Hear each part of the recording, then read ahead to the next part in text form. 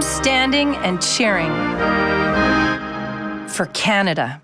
Hi, this is Chantal Kreviazik. It's not our way to boast, but Canadians are standing strong from coast to coast to coast to protect Canadian jobs and support Canadian businesses for this country that only us command. Shop as if your country depends on it. Keep your money in Canada for Canada. What up, my Toronto. VK on the beat. Check. I'm in Toronto where you wanna get the city love. I'm from Toronto where you wanna get the city love. I'm in Toronto like we wanna get the city love. My city love me back for my city love. Welcome to episode 1663 of Toronto Mic'd, proudly brought to you by Great Lakes Brewery, a fiercely independent craft brewery who believes in supporting communities, good times, and brewing amazing beer. Order online for free local home delivery in the GTA. Palma Pasta. Enjoy the taste of fresh, homemade Italian pasta and entrees from Palma Pasta in Mississauga and Oakville. Yes, We Are Open, an award-winning podcast hosted by FOTM Al Grego. Silverwax.ca. Use the promo code TorontoMike10 at checkout and save 10%.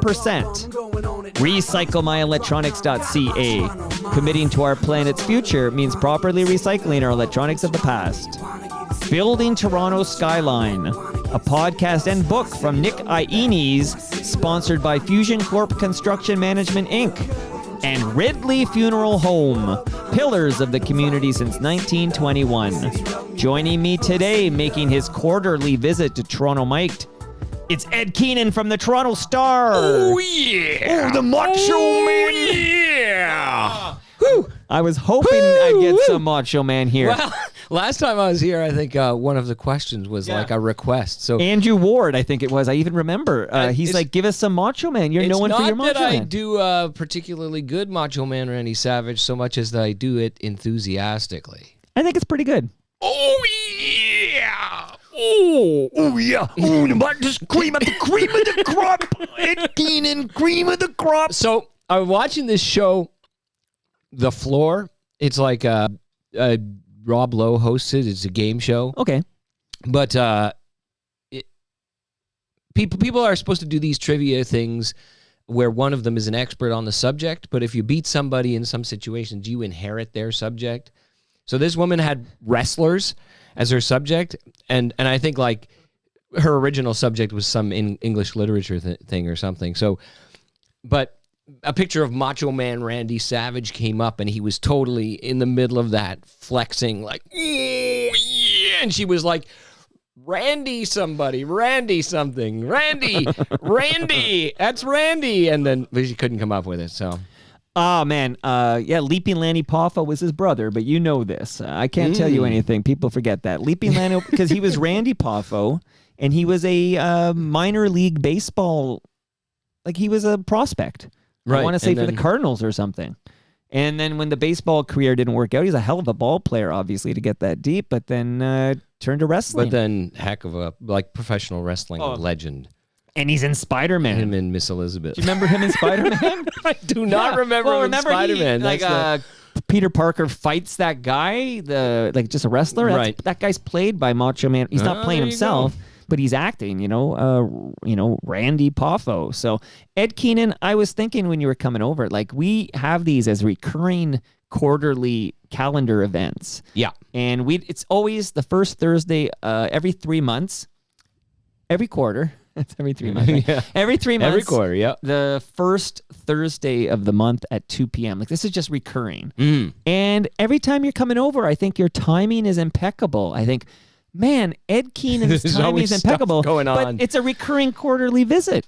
But kudos to you for always having impeccable timing. Well, also, though, kudos to you because you're the one who created the original calendar event that would recur every 3 months You're right. Somehow found the rhythm. Give me the kudos. The rhythm. Give me the kudos. And we should also maybe thank Mark Weisblot, who, when he stopped visiting quarterly, I think he was doing monthly, he said, Keenan would be a good replacement. And I said, yeah, he would be a good replacement. And you've kind of taken on that role here in the TMU. Well, there you go. It's everybody. By the way, so Great Lakes was just here because we recorded a new episode of their podcast, Between Two Fermenters, and they left for you. Just so you know, this is a hot pop. Hot pop, yeah. So no alcohol, but delicious. I do like it. Yeah. And that is here for you. And they also brought me a sunny side because tomorrow, April 4th, 2025, is sunny day in this fine province, and they're launching their delicious summer brew, which is called Sunnyside Session IPA. So I'm gonna. So we should crack. So I'm gonna do a countdown though. Yeah. You ready? Okay. 3, 2, 1. Cheers to you. Here we are, survivors. Okay. I gotta say, no bullshit. My summer beer of choice is this Sunnyside because it's just so. Do they do that every year? Every year. Okay. So this is like the And so first. they launch it for the season on the same date every year or whatever. Well, that I something don't like know that. about. No. I don't know how organized they are, but for sure tomorrow, April 4th, is sunny day, and I've worked into my calendar a visit to the GLB HQ at 30 Queen Elizabeth Boulevard to drop by and hang out and celebrate sunny day. Well, there you go. I mean, today is a sunny day. Thank goodness. Yesterday almost broke me, I think. That thunder snow. Yeah. Like it snows every year in April, but this year, I'll just be honest, like I have been having a hard time with the going outside the last few weeks. It's just like, I'm ready for something warmer and sunnier. I'm sick of the grind. And so today is nice. It's a much better day. Quite a swing, right? Yeah. Like literally at this time yesterday, it was snowing and slushy and garbage outside, blowing wind. And then 24 hours later, even here by the lake, it's shorts weather. It's like, short sleeve shirt weather for sure. Yeah. And I'm glad you wore your cut off jeans for me here, Ed. Thank you. That's right. Break out the Daisy Dukes. Always the day before sunny day every year. That's my cue. You said Daisy Duke, and I remember even buying it with my mom there was a byway at Jane and Annette. And at this byway, they had sheet sets. Like, we're matching, like, pillowcases and sheets. And then, I don't know if there was a comforter or not. I can't remember. I think fitted sheet and then just a sheet. And then it all matched up. And I was a huge Dukes of Hazzard fan. And I wanted these Dukes of Hazzard sheets in this pillow set or whatever, pillowcase. And then I got it. So I get this. And you had two sides to the pillow. One side had Bo and Luke Duke. And the other side had Daisy Duke. I would only sleep on Daisy Duke. So most of us had to make do with a poster over our bed. But no, I literally had Daisy could, Duke right in bed I was with you. drooling on Daisy. Yeah. Honestly, I'll never Making forget smoochy faces. The other sheet set, just to shout this out real quick, I had two because man cannot live on one sheet set alone. And the other one from Byway that I would enjoy and I was lucky enough to have was Pac-Man sheets. Oh, now there you go.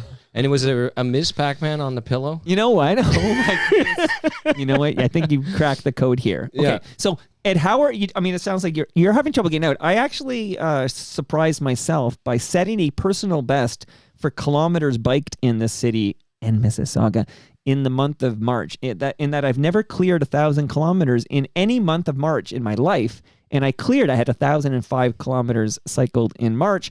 So I've never been out of the house more, Ed Keenan. Well, I'm here to shame you. Good for you. I don't how are you think doing? I like, people talk about seasonal depression and whatnot, and I probably do get a little bit of the blues through the winter, and it probably is just related to sunshine or whatever. But the past month, I actually have just been feeling like down and unmotivated. Not sad, right? Not when I think of the word depressed, I think of a certain Well, you want spring attitude, to arrive. but it's more like I feel like I've just been like in a bit of a fog. And it was like a week or two ago that I realized maybe this is related to the weather, because it was like I was like summoning up the ambition to like walk to the store, and that's a 10-minute walk away, and just thinking, would I feel differently about this walk if I didn't have to put on a toque and mitts and and then if it was sunnier, if you could wear your Daisy Dukes. And then I was like, yeah, that's it. But also, Ed, I just don't want the kind of weather that makes me feel good being outside. I don't want to be your armchair, psychiatrist here. Okay, that's not my role here. But new agenda for this week. I think it would only make you human if you were grappling with what's happening in the zeitgeist. In the world. I was thinking, I need you.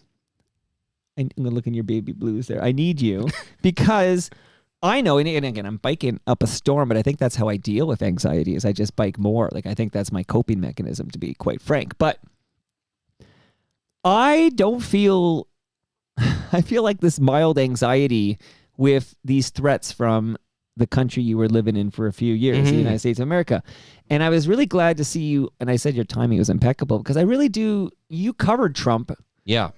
In fact, we should set the table by just remind us, who are you, Ed Keenan? I always forget. People might not know who Ed Keenan is. I'm a writer for the Toronto Star. I'm currently a city columnist there. I also am one of the hosts of a podcast called This Matters. I was, for a time, the end of Donald Trump's last term and the beginning of Joe Biden's term as president, I was the Washington bureau chief for the Toronto Star. So I lived in Washington, D.C. I covered the all the highlights, the insurrection. I was going to build up to that, but yes, certainly I'll fix it in post. Yeah, like 2 impeachment trials, the largest mass protest movement in American history, and the insurrection at the Capitol. I was at the Capitol building, standing outside with the rioters during those events. And so it does, but I'm not sure what I'm going to say is going to reassure you. Like you're saying, I need to walk down off a ledge because I have a lot of anxiety. But I think it's justified anxiety. And the good news, I think, is that people across Canada have really woken up to that. Like all of a sudden, like a giant slap in the face. And the reaction of Canadians inspires a bit of hope. I wrote a parody when the first time the news came out that Donald Trump had made a joke, or people thought a joke about Canada as the 51st state. Which I'll just say, last time you were over, which was the first week of 2025, we talked about that. So it was pre that. So I wrote a parody column, like a set in the not too distant future where Canada was the 51st state. And, mostly for laughs, I kind of looked back from that imagined future and talked about how the world's longest undefended border lived up to its name, because when the Americans rolled over, they barely faced a fight at all, and all of that. I was making jokes and making a bit of a point, and part of the point then was that everybody always thinks he's joking at first, and then he never turns out to be joking. Right. But I might tackle that a little bit differently today, because the way Canadians are reacting, at least in the short term, shows that we have some fight in us. We have some sense of national pride. We're willing to go to the mat for this and not sort of sleepwalk into it. And I think that's a reason for some optimism. But I think, Donald Trump is showing that he's a full-on fascist with wants to wreak economic havoc on the entire world, not just us. And he has expansionist ambitions, and he's continues to cast his eyes our way, and there's not a lot of good news from that on that front. All right, I'm looking in the eyes again because you have beautiful eyes. You know this, right? They see well. They do what they're supposed to do for me. Well, that's important. Okay, Mr. Keenan, you've covered this man. You're a journalist with the Toronto Star. If it should come to this, and this is the only way I think it could ever happen, would the commander-in-chief of the world's largest military have his military invade our sovereign nation? I don't want to be too alarmist, and I think it's still a remote possibility that would happen. I don't think it's an impossibility, right? He's not saying right now that he plans any kind of military invasion. In fact, he said when he was asked about that specifically, he said, no, they would use economic force to take over Canada. And so I think he believes that. But Donald Trump goes from point A to point Z or Z, as Americans would say, Said. very, very quickly, and in ways that all the reasonable, rational people constantly tell us not to worry about. It's. I mean, even just in the case of the insurrection, I was there on January 6th. And what happened is, like, when he had lost the election, he had spent the months leading up to the election saying, they're going to try and steal it from me, and I'm not going to let them steal it, right? And lots of experts were saying he's laying the groundwork to try and dispute this election and stay in office even if he loses. But the American system has all these, it would never work. He's just trying to, like, it's a rhetorical ploy. And then after the election, he kept trying to postpone acknowledging the victory and all of that. And everybody, 2 days before January 6th, so January 4th that year, I was at a giant Trump rally in Rome, Georgia, like rural Georgia, where he was trying to whip up followers and saying, Mike Pence, I think he's going to do the right thing. He has to do the right thing or else. And I need all of you to stand with me. We're not going to let them steal this election. And he was basically saying out loud then, I'm not going to give up. We have to overturn this. And still there was a sense like, yeah, but what can he do, right? And then I think when he whipped his supporters into a frenzy to go attack the Capitol building 2 days later, everybody realized, this was never just rhetoric for him, and he's willing to do things that nobody would have guessed an American president would do or he would do. So he's openly talking about the possibility of invading Greenland and using military force to seize the Panama Canal. And so in that context, when he talks about making Canada a 51st state, again and again and again talks about it, and says he's planning to use economic force, but I don't think it's a big leap for him to then say, we have strategic interests we need to go and protect, right? Like, especially when we look at the North, which is vast and essentially undefended by Canada at this stage. And the Chinese and the Russians have their eyes on it. There are all kinds of pretexts you could imagine where an American president who wanted to kind of take over, demands a military presence there, works backwards, right? Like, there's a lot of scenarios I can see that I think we just need to be more alert to than we have been. But I don't think the tanks are going to roll over the border anytime in the next few months or anything. I remember that quote. It was pretty early.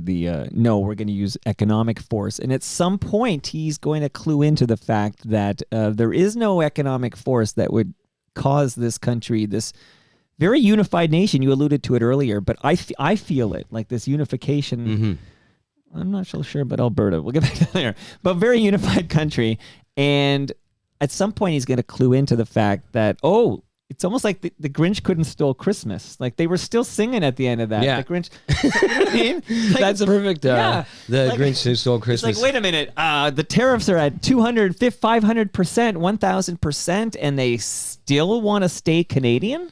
Yeah, and I was I wrote a column. I think white guys of our age maybe see hockey as like too much Canadian metaphor in hockey, right? Maybe too often we go to possibly. But I think after the Four Nations elbows Cup, up, for example. Yeah.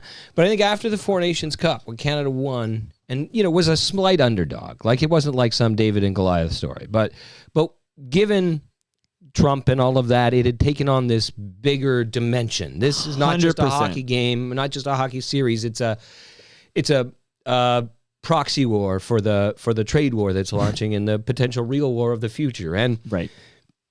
And I think like every hockey fan, Canadian hockey fan, has this sense that like, I mean, it's the fallacy of fandom altogether, that like your yearning, your faith, your undivided attention and concentration, your wanting it so bad is going to help the team win. Right? Sure. And almost for sure, the American players want it just as much as the Canadian players. But the American public, by and large, it's only of passing interest to them, right? Like, they can hop on the bandwagon or whatever, but it's like not really like it means anything to them. Right. And so to us, it means so much. So it's so important. And I was thinking, and this is what I wrote in my column, is that when it comes to a hockey game, likely me and you sitting and screaming at our televisions and praying and wearing our lucky jersey and all of that had no effect on the outcome, right? Of course, right. But that stuff can have a dramatic effect when we get into the kind of conflict we're actually getting into. The fact that the Canadian people, like as Stephen Harper, right, a conservative, said, like, would be willing to like suffer impoverishment to fend this off. Right. I think Canadians are braced for that. They're hoping that it doesn't take that, but they're braced for that, and they're ready for that, and they're willing to go through it. Whereas I think the average American, to the extent that they're vaguely aware that among the battles Trump is picking, because they're big fish to fry right at home for them, but they're aware that the battles Trump is picking include an economic fight with Canada. I don't think they are braced to withstand any amount of suffering in the name of that fight. Like, most Americans don't want to take over Canada, first of all.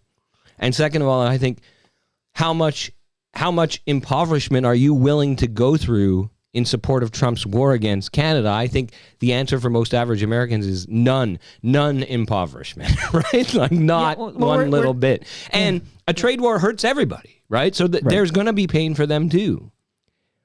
So, I mean, I think if we're talking about an economic force, we're going to get often the worst of it, but we are prepared to take the worst of it in a way that they're not prepared to take any badness at all.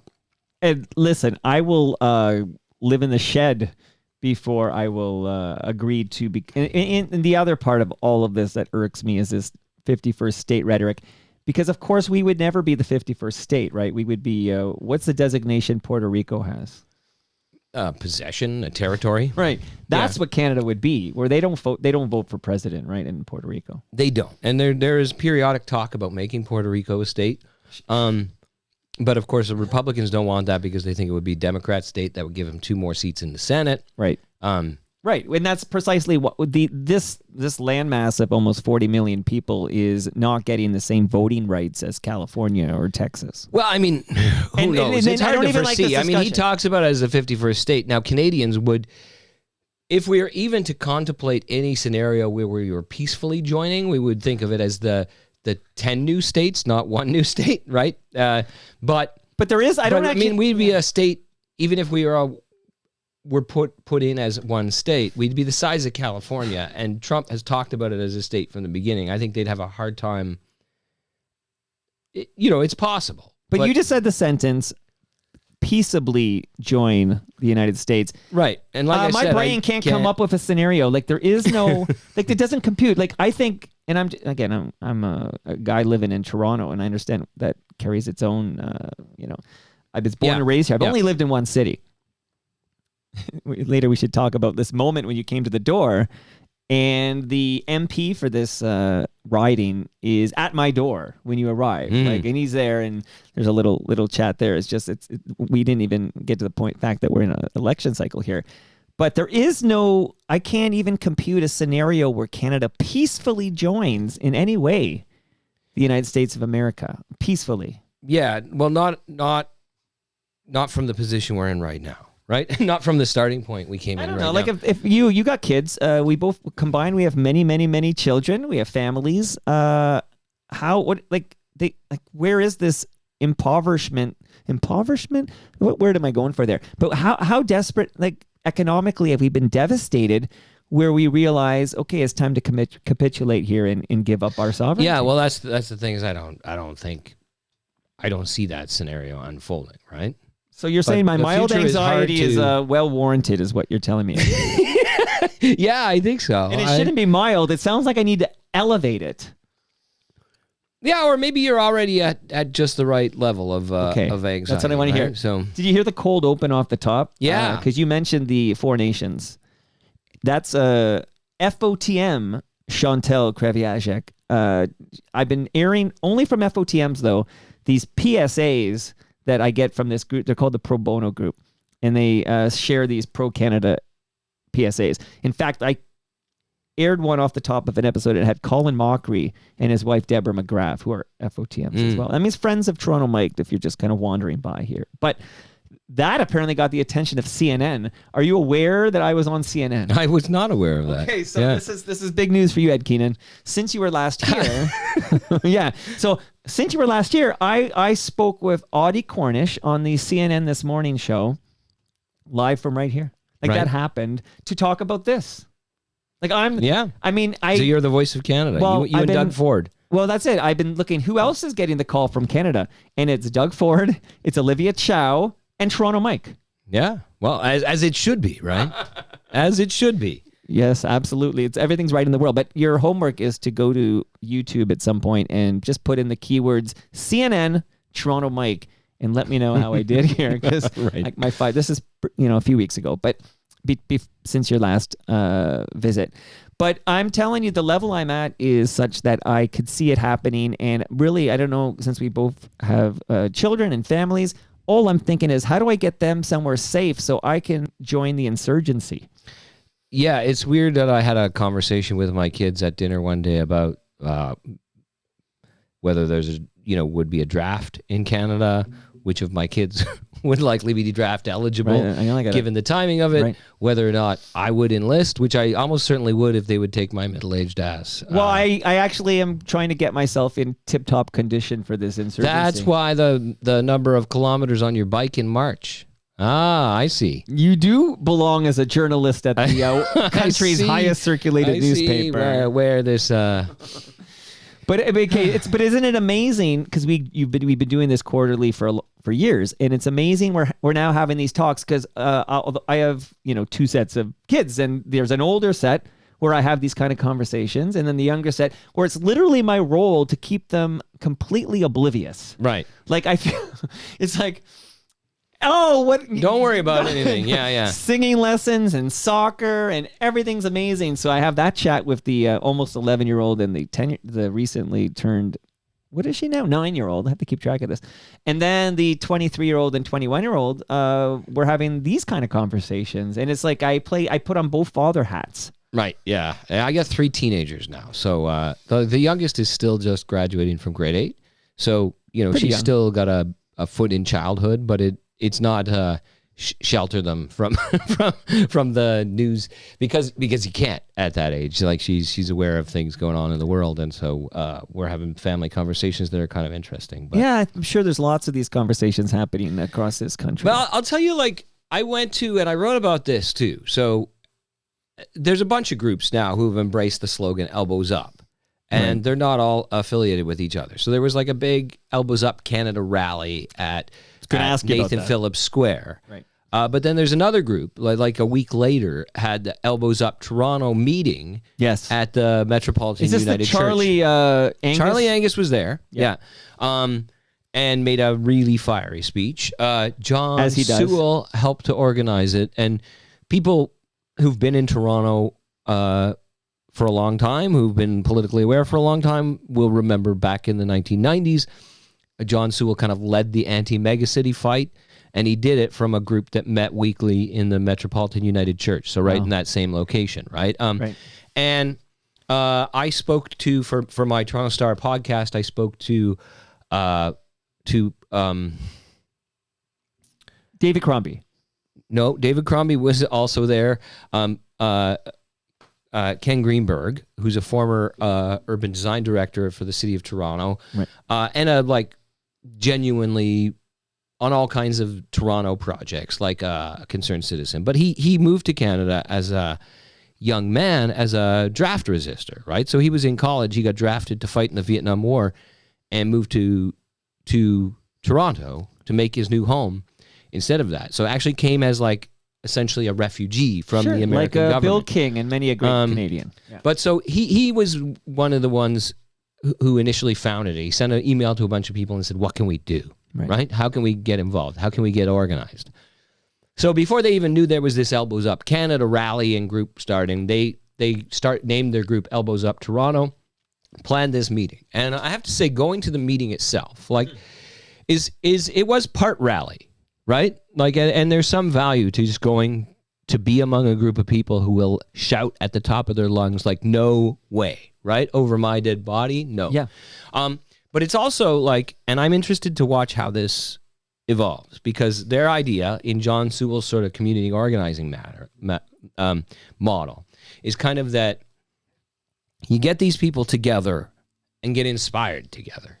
But then you also use that as a planning purpose for your further action. And then it will be like decentralized. So people will come to these meetings and speakers will talk about, this is what our government should be doing. Like, these are the policies we should be pursuing.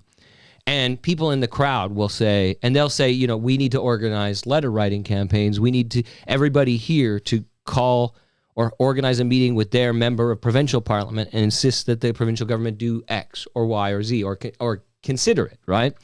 But then they also like have suggestions for like, these are the kinds of things that you and I can do, you know, and whether that's buying local or watching local and supporting the cultural industries, or whether it's something else, right? Like, and I don't have a lot of equally obvious things, but like we can't take muskets and go to the border right now because there's no shooting war. But like, what can we do to play a role in this? And so people are supposed to be sharing ideas there, but they also share information. So then you get like little subgroups. Like, it's like a bunch of residents here will become like Elbows Up New Toronto, and you and your neighbors will be organizing the bottle drives to fundraise for the like whatever. And it's just like, I feel like in my circle of acquaintance, there's an almost really unified desire to be part of the resistance, right? To man the barricades. Yes. And not a lot beyond like canceling your Amazon subscription and looking at the Made in Canada labels on your groceries. Not a lot of other ideas of what exactly to do. Right. And so to the extent that these guys plan to meet every 2 weeks, I think, in that church and try to build up a movement out of it that's action oriented, I'm interested to see what they come up with. I was going to ask you about this because I, representing Toronto Mike, there was Banjo Duncan Fremlin, the you know, Elbows Up correspondent for Toronto Mike. In fact, out of this, so you know, Charlie Angus dropped by here since your last visit, and just to talk about this very subject. Yeah. So it's funny. It's something he's like in his semi-retirement back to music. This has become his full-time passion, is this very subject, right? It's all interesting because he came over to talk about the music stuff, and then he announced he was not going to run in the next federal election. And we had a rapport because we hit it off, obviously, because he's a punk rock politician talking about Queen Street in the 80s. Like, he's made for Toronto Mike. And then I wrote him on an email on a Sunday, and this was all swirling around in my tiny, tiny little brain. And I'm like, Charlie, I need to talk about this. Sort of like how I need to talk about this with you right now. It's a good thing I have a forum to talk about all this shit. Who needs a therapist? Jesus. So I said, Charlie, and I know Charlie lives on James Bay. Like, he lives in Timmins or somewhere far away. Yeah. And I'm like, hey, I need to talk. This is a Sunday or something. I wrote him an email. Charlie, I need to talk about this. When could you visit the basement? He writes back 2 minutes later, how's tomorrow morning? Okay. I clear the track. Here comes Shaq. Okay. Here comes Charlie Angus. It turns out he was coming to town to be on the agenda with Steve Paikin. And I think, like many people are starting to do, they sort of drop by here first to they've work out their rap or whatever before they sit down with Paikin. Right. It's like the pre-interview. Yeah, work it out. And you know, I had the cameras going, and there was some tremendous sound bites. Like, this hour has 22 minutes. Took something I put on YouTube of Charlie and I talking during that visit, and just aired it as part of this. They did a bit about Wayne Gretzky, and and they aired this. So there I am on this hour. This is before CNN. I'm on this hour is 22 minutes with Charlie Angus. Zero attribution. I know this hour is 22 minutes is a comedy program. It's not a news program. Don't you think, would it be so tough to put from Toronto Mike or something like that? Well, they're stealing your intellectual property and using it for their own commercial purpose. You know what the kicker is here, Mr. Toronto Star? I took this video. I recorded the video of me being on this hour's 22 minutes, and I uploaded it to my YouTube channel, and I got a copyright strike. Okay? So think about it, because it belongs to CBC. They steal from me my YouTube channel. They air it nationally, which is nice. Zero attribution. And then when I upload that same clip to my YouTube, I'm stealing from the CBC. Right. What So do you think of that? Where's the Let's team? write about that at Toronto Where's Star. the Toronto Mike team of lawyers? You know what? Lauren Honickman and I had a long chat just yesterday, so don't worry. I got Lauren. All right. Lauren's. No, I let that one go, and then I said, "Well, CNN will attribute me fairly," and they did. So it's all fine and dandy there. But Charles, so yes, I'm very interested in these what's happening, because I did then write an email to John Sewell.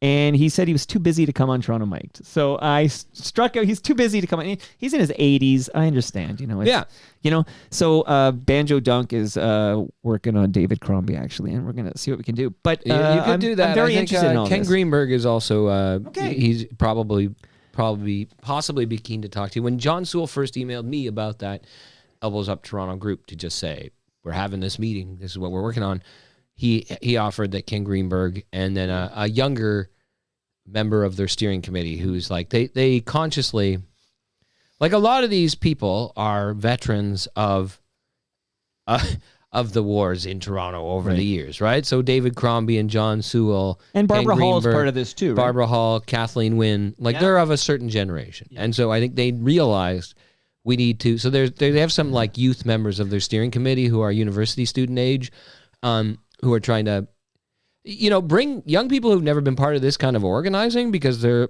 the pandemic, but beyond the pandemic, their whole sense of like being political and being active is an online world, right? So trying to bring them into it. So, but those were the people who John Sewell at the time was saying were available to talk about it. So we'll see where all this goes, but I'm feeling, you mentioned it's in a lot of us to be a part of the resistance, and I'm feeling it. Like, I never thought I'd have these moments and these thoughts. And then I mentioned that Mike Richards was on, what day is it? Last week, I guess it was. I've lost track. No, it was earlier this week. I've lost track of everything, Ed Keenan. So earlier this week, Mike Richards comes by. He has a big announcement to make. That sounds familiar, I know, but we do it. And I'm telling him some of the thoughts, and he goes, "Oh, so you're a bomb shelter guy." And then I have this moment where he's saying, I don't think I'm a bomb shelter guy, like, right? But in this, like, I think it would be, and you kind of made me feel like I'm not as crazy as Mike Richards thinks I am, but you'd be I think it would be crazy to not take these threats seriously. From somebody you don't trust. And I was going to ask you, because you cover American politics so closely, we've always been told, I've been told this since grade school when you learn about the American political system, they kept telling me about these checks and balances, okay? You remember sitting in primary school, and then you get that lesson about how the American legislature, and you got your Supreme Court, and you got your Senate, your House, and then there's a president, and these checks and balances in place. Are these checks and balances going to hold up with a fascist wannabe dictator? Well, and what you realize very quickly, watching Trump even in his first term, and then even more so now as they basically are dismantling large sections of the American government, civil service, and pushing as hard, as fast as they can against the judiciary, right? Like, to defy judicial orders and to openly say, like the vice president will, or Elon Musk will, or the press secretary of the president of the United States will, who does that judge work for, right? Right. Like, we're the bosses. No unelected judge is going to tell us what we can and can't do. And it's like, well, that's actually the American system, is that unelected judge does get to tell you, right? But you realize very quickly, and it's true in Canada too, how much of what we consider to be like, I mean broadly, all of us who grew up in the liberal West, or whatever you want to call it,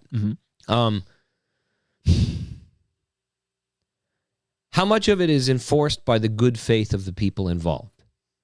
So there is a constitutional convention that, the prime minister goes and asks the, governor general, I do not have the confidence of the House. Will you grant me an election? And the governor general has the option to either grant it or ask the opposition if they think they can form a government, and all of that, right? Right. And yet, if you have an entirely shameless actor in the prime minister's office, this is what the law says they should do. Constitutional convention, that's the law, right? But if they just don't do it, we don't have like a constitutional police force who goes out and puts handcuffs on them. We don't have and then you come to these, constitutional crises, which are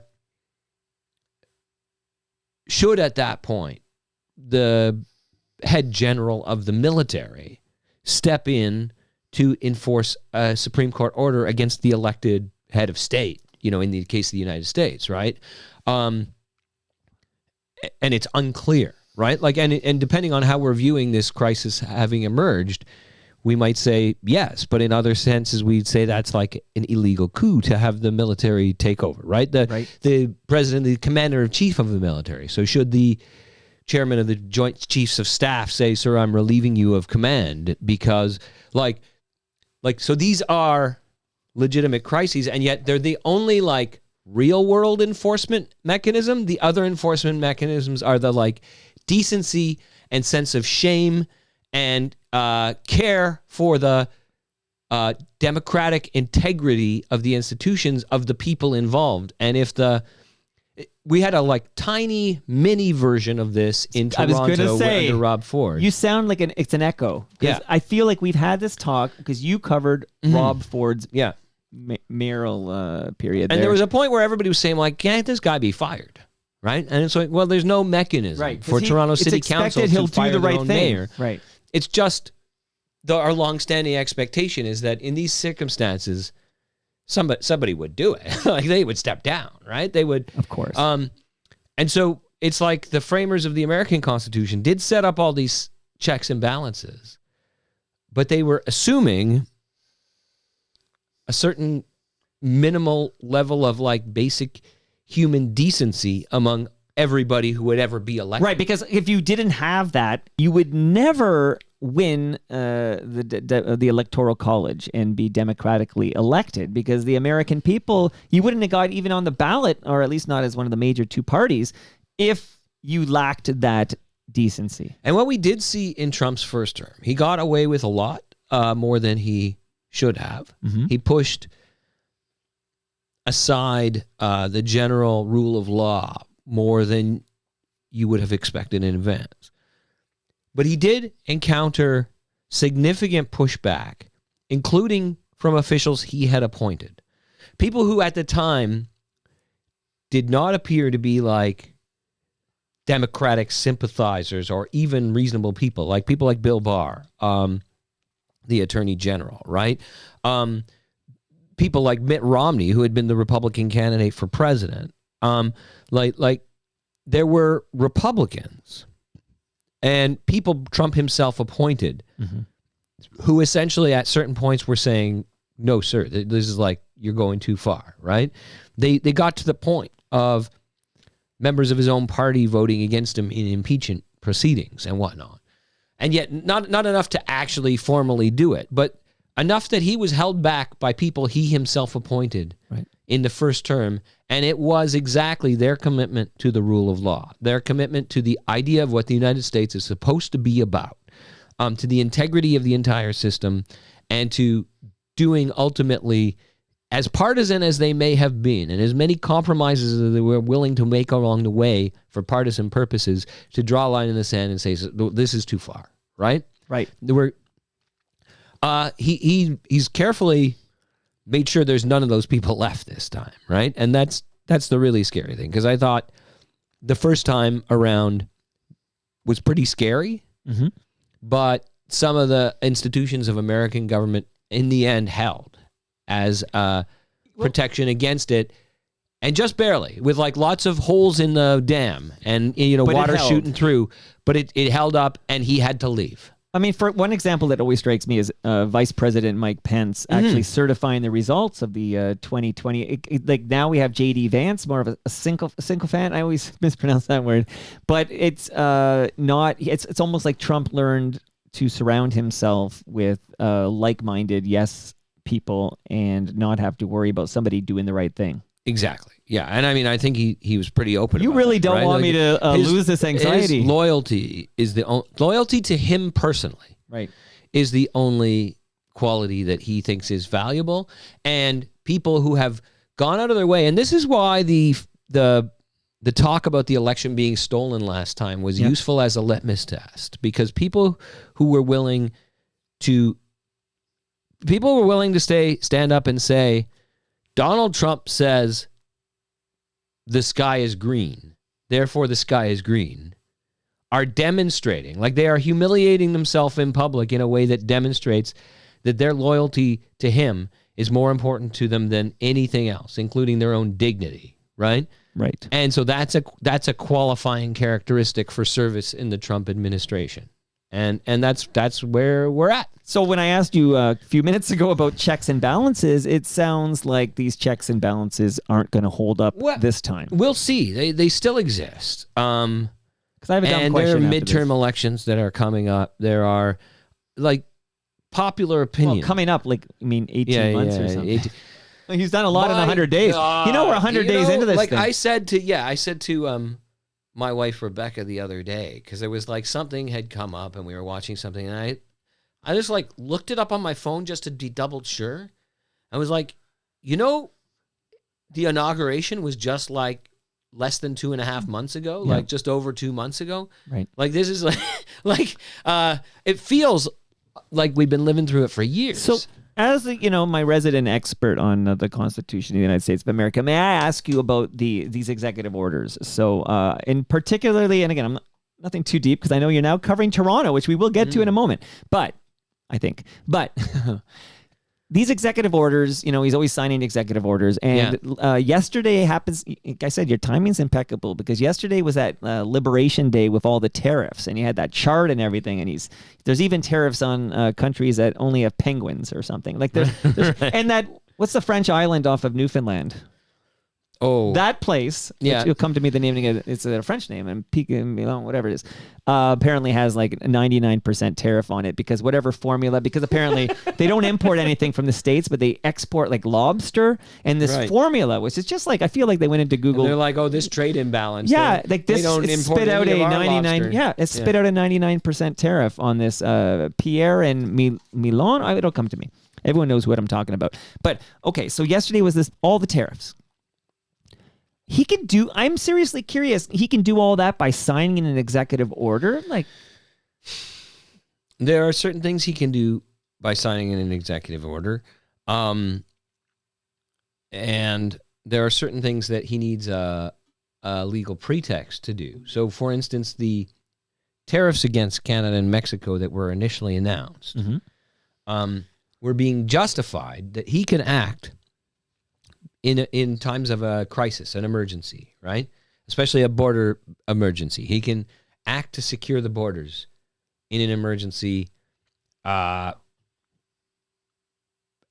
executive order without authorization from Congress. Right. So the fentanyl stuff was all a legal pretext to defend the fact that he can do this by executive order, that he doesn't need to go to Congress and get permission. Because it's security of America's. And so that's why every time anybody looked at this fentanyl thing and said, including many Americans, some of them even saying the quiet part out loud in his administration, like Canada's not a significant source of fentanyl into the United States. If anything, the flow goes the other way. Right.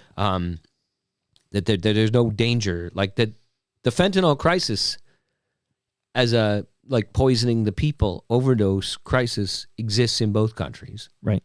As a part of a larger opioid epidemic in both countries. It's tragic, yeah. And yet nobody's really smuggling it into the U.S. from here, right? Right. But they knew that, right? And so you say, well, why go through this whole charade, right? Like this is about economic force against Canada to first of all subject us and make us their minions, and then maybe make us the 51st state along the way. If that's what it's about, why not just say that? And Trump does kind of hint at it sometimes, but they need this legal fiction. Now, the other question, given what we were just talking about, is like, lot of countries... legal for who? Because if it comes to the courts, he could just defy them. He could just defy any order that came from, whether it's from an international court or whether it's from an American court, saying you're not actually allowed to do this. You have to go get Congress to authorize it. But it's like one more obstacle and argument on the way there, right? Like they say you can't do that by executive order. He says, oh, yes, we can because of this emergency. If you want to litigate that, I'll see you in court in a couple of years when the date comes up, right? And in the meantime, we're doing it. And that they're doing the same thing. It's not like Canada's special in this regard. They're doing the same thing in immigration. They're doing the same thing in all kinds of American laws, including just like firing tens of thousands of civil servants and setting down like disassembling entire government departments. They shut down the USAID, which is like massive foreign aid office, but also international develop office. This is huge. Like, people in Africa are going to die because of this, like, because it was shut down. They already are dying, right? And it's like disease prevention. It's nation building. It's democratic supports. It's like there's all kinds of things, right? So just kind of shutting it down overnight raised a question in the United States. Is like, can he even do that? Like, he's the head of the government, so he's the executive who like is in charge of hiring and firing and organizing and doing those departments. But there's also a law that says that like he has to spend money that's set aside by Congress. If Congress says this is the budget for foreign aid, the president doesn't have the authorization to say, yeah, well, we're not going to do that. Congress set that side of money that they allocated those funds. His job is to administer them, not to decide not to do it, right? And yet, so that is a legitimate argument in the United States about whether what he's doing is legal. But he's going to do it in the meantime, and maybe one day the Supreme Court's going to tell him he wasn't actually allowed to do that. And maybe he'll pay attention, or maybe he won't. But it's a lot harder to like undo this stuff later. Like how you hire back thousands of people, reopen offices that were closed, like it's a lot easier to work fast and break things. And then when people say you weren't supposed to break it, you say, oh, well, I guess. What are you going to do? Rebuild it from scratch? Like, yeah, and in the meantime, those meals ain't on wheels. You know what I'm talking about? No, exactly. Jeez. Exactly. Okay, by the way, a fact check. It's Daniel Dale. No, it's not Daniel Dale. It's Hayref. Sorry. Saint Pierre in Miquelon. I hope I'm saying Miquelon correctly. I have grade 9 This French. is the French island This off is the the coast French of Newfoundland. island off the coast of Newfoundland. Massive lobster trade imbalance It's with like the United $3 million States. of lobster goes to the States, and they don't actually import anything from the States. So this algorithm, this very simple math, which is like trade imbalance divided by whatever that little formula was. I saw on Reddit, they figured out the formula, and it's quite laughable, actually. But that's whatever it spit out is the tariff, and it spit out this 99%, I guess, because I guess they had a no 100. It's got to be 90. And yeah, 99% tariffs on those lobsters coming from Saint Pierre in Miquelon. But at least there's human beings in that island here. Okay, so Ed Keenan, do you wish you were back covering the United States of America presidential politics, or are you glad you're here now where I think you belong covering Toronto? I may have given an answer like this to you at an earlier time, like during the election or something, but it's the truth, is that I seesaw back and forth between being sort of jealous of whoever is covering it. And at the Star, like, we don't have a full-time Washington bureau chief anymore, but still, like, sort of feeling like I have stuff to say, and there's things I'd like to witness. There's this is exciting, right? And in the journalism world, in the writing world in general, like, conflict makes good stories. Exciting stuff gets your heart pumping. It makes you feel like this is important, right? I am contributing to history here. Right. And I miss that. The truth is though, too, there are as many days or maybe more where something happens and I'm so glad I don't have to like get on a plane and go and cover it. Or I'm so glad that I don't have to try to unfurl the lies of it, or stand in the midst of a crowd of Trump supporters who are, doing horrible things and being horrible people right in front of me. It gets exhausting. And so, I do miss the rush and the sense of monument, like of being an eyewitness to history or a recorder of part of that history. I miss that some days. And I still have the latitude to write about this stuff sometimes for the Star in my column. But there are a lot of days, and I think where I am so relieved that it's not my job to work late to do that, to have to cover that stuff. That there are other people whose job is to spend day and night paying attention to it and worrying about it, and contributing to that. I think, quite aside from that professional feeling, Right. My family and I have had a lot of conversations over the last couple of months about how glad we are we came back to Canada when we did, because just to be living here with my children feels like I'm in the right place at this moment. Well, I'm glad you're back We did here, enjoy man. living in the United States, and there was a lot to like about it. And Sure. like, for all that we've been talking about, and I am a proud Canadian, a fierce defender, the thing about like going down to cover the United States was that there were crazy political things happening, but I genuinely kind of love the United States, but I love it as a neighbor, right? Like I like American culture, and I think it's huge and problematic, and the United States as a country has been the evil empire, but also the hero of the story at different Sure. times. It's like the history is complicated, but like the culture and large parts of the United States are things that I genuinely love. And I genuinely feel like have contributed great things to my life. Like whether we're talking about, movies or literature or food or music or just their wrestling with those complicated parts of their history and sometimes finding the right thing and sometimes not. But like as a neighbor, as a relative, like somebody sitting here experiencing it from afar, like I think there's a lot to like about the United States, but that's not the same as wanting to be subsumed in it. And I also think at a certain point, living there, witnessing its problems, and feeling like as much as I was there as a recorder of those things, an interpreter of them for Canadians, that there's a helplessness in that my family and I, these aren't our problems to solve. These aren't our battles to even join. We are outsiders here. We'll always be outsiders here. And our home is back in Toronto, right? And so now we're back home. And so there are days I miss the job, days I'm relieved I don't have to do the job, but a overriding sense that I'm in the right place in the world right now with my family.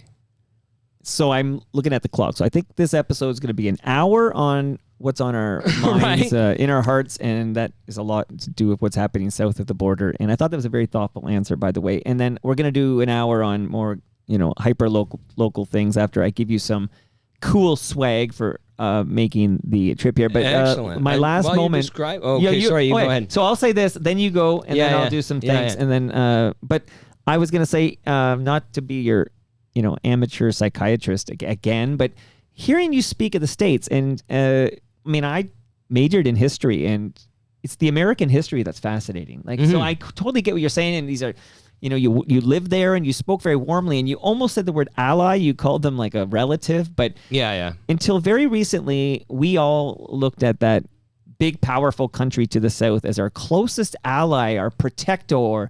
Like we didn't have to worry about being a strong military because our big buds would have our back, right? We've learned some valuable lessons along that's the way. Literally the defense strategy of Canada is going to be the Americans are going to stand beside us. It really is. Like if Russia messes up there, we knew that, America's not going to let that happen. Don't worry. So I think part of the reason this is striking such a nerve and angering and riling up us, I consider myself like a peaceful, peace and love, beatnik kind of guy. Like the fact that I'm ready to join some kind of a insurgency and help protect the sovereignty of this nation. Like I think it's because of how much it hurts for your closest ally to pick a fight for no reason and inventing reasons and being and trying to devastate, like literally trying to devastate you economically. And for you to say, I don't trust that this country won't resort to military might in order to get what this president clearly wants. Like the fact that this is actually happening from just like a human. It's a sense of betrayal, right? Of course, it's absolute betrayal. It's like, when you when Michael Corleone kisses Fredo, right? Yeah. You were my brother. That's it. And that's exactly it. Like they were our brother, and they were our big brother, right? Okay.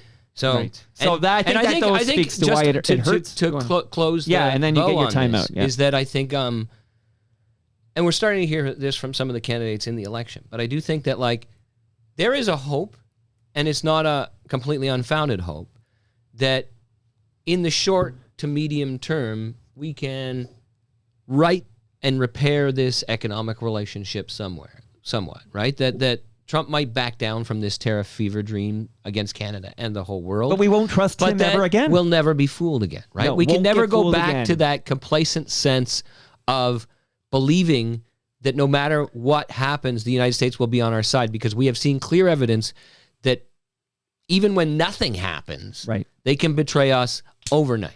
Yes, and you get a timeout here, and I would just echo that sentiment 100% and just say that it'll never be repaired to the way it was. And no matter what, we'll never think of the United States again the way we have our entire, we're 250-something-year-old guys here, the way we have our entire life. So let me share with the listenership that Mr. Ed Keenan, quarterly guest on Toronto Mike, love talking to him, as you can hear in the headphones there. I have for Ed a large lasagna from Palma Pasta, and I want to give my love. He's cheering from the other room. I want to give my love to Palma Pasta. They're going to feed us at TMLX 18, which is going to be June 26th at Great Lakes Brewery, which is 30 Queen Elizabeth Boulevard. So this event's from 6 to 9 p.m. I hope Ed can make it out. I'm going to definitely ping him before and see if he can make it out. People with the FOTMs would love to see Ed Keenan, but they're going to feed us. So thank you, thank you, Palma. Thank you, Great Lakes. And this is exciting news.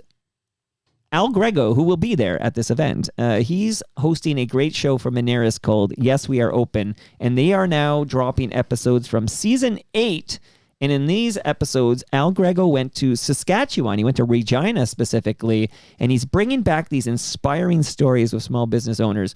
So we get to, here in Toronto, I realize I think I live in this Toronto bubble, Ed, and it's like, Right. I've had to, Bruce Dobigan came over recently. Bruce Dobigan has been living in Calgary for years, and he thinks so differently about everything. It's like, I always think, I guess we're the same species in the same country, but it's like, that's why, you mentioned Alberta earlier. It's really, I speak Toronto, and I have to remind myself sometimes that the whole country is not Toronto. Like, this is a problem I have, and I've been working on it. So Bruce will tell me what he's thinking, and that he's not alone in that province.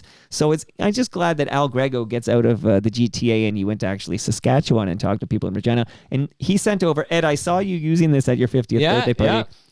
You got kids, right? I don't know if they all have one yet, but this is a wireless speaker from Moneris. Box and wireless speaker. Box and so you are going to listen to season 8 of Yes, We Are Open. And of course, you already know this. Turn on the Bluetooth. Oh, no, you do, though, actually. You do. You do have to turn on the Bluetooth.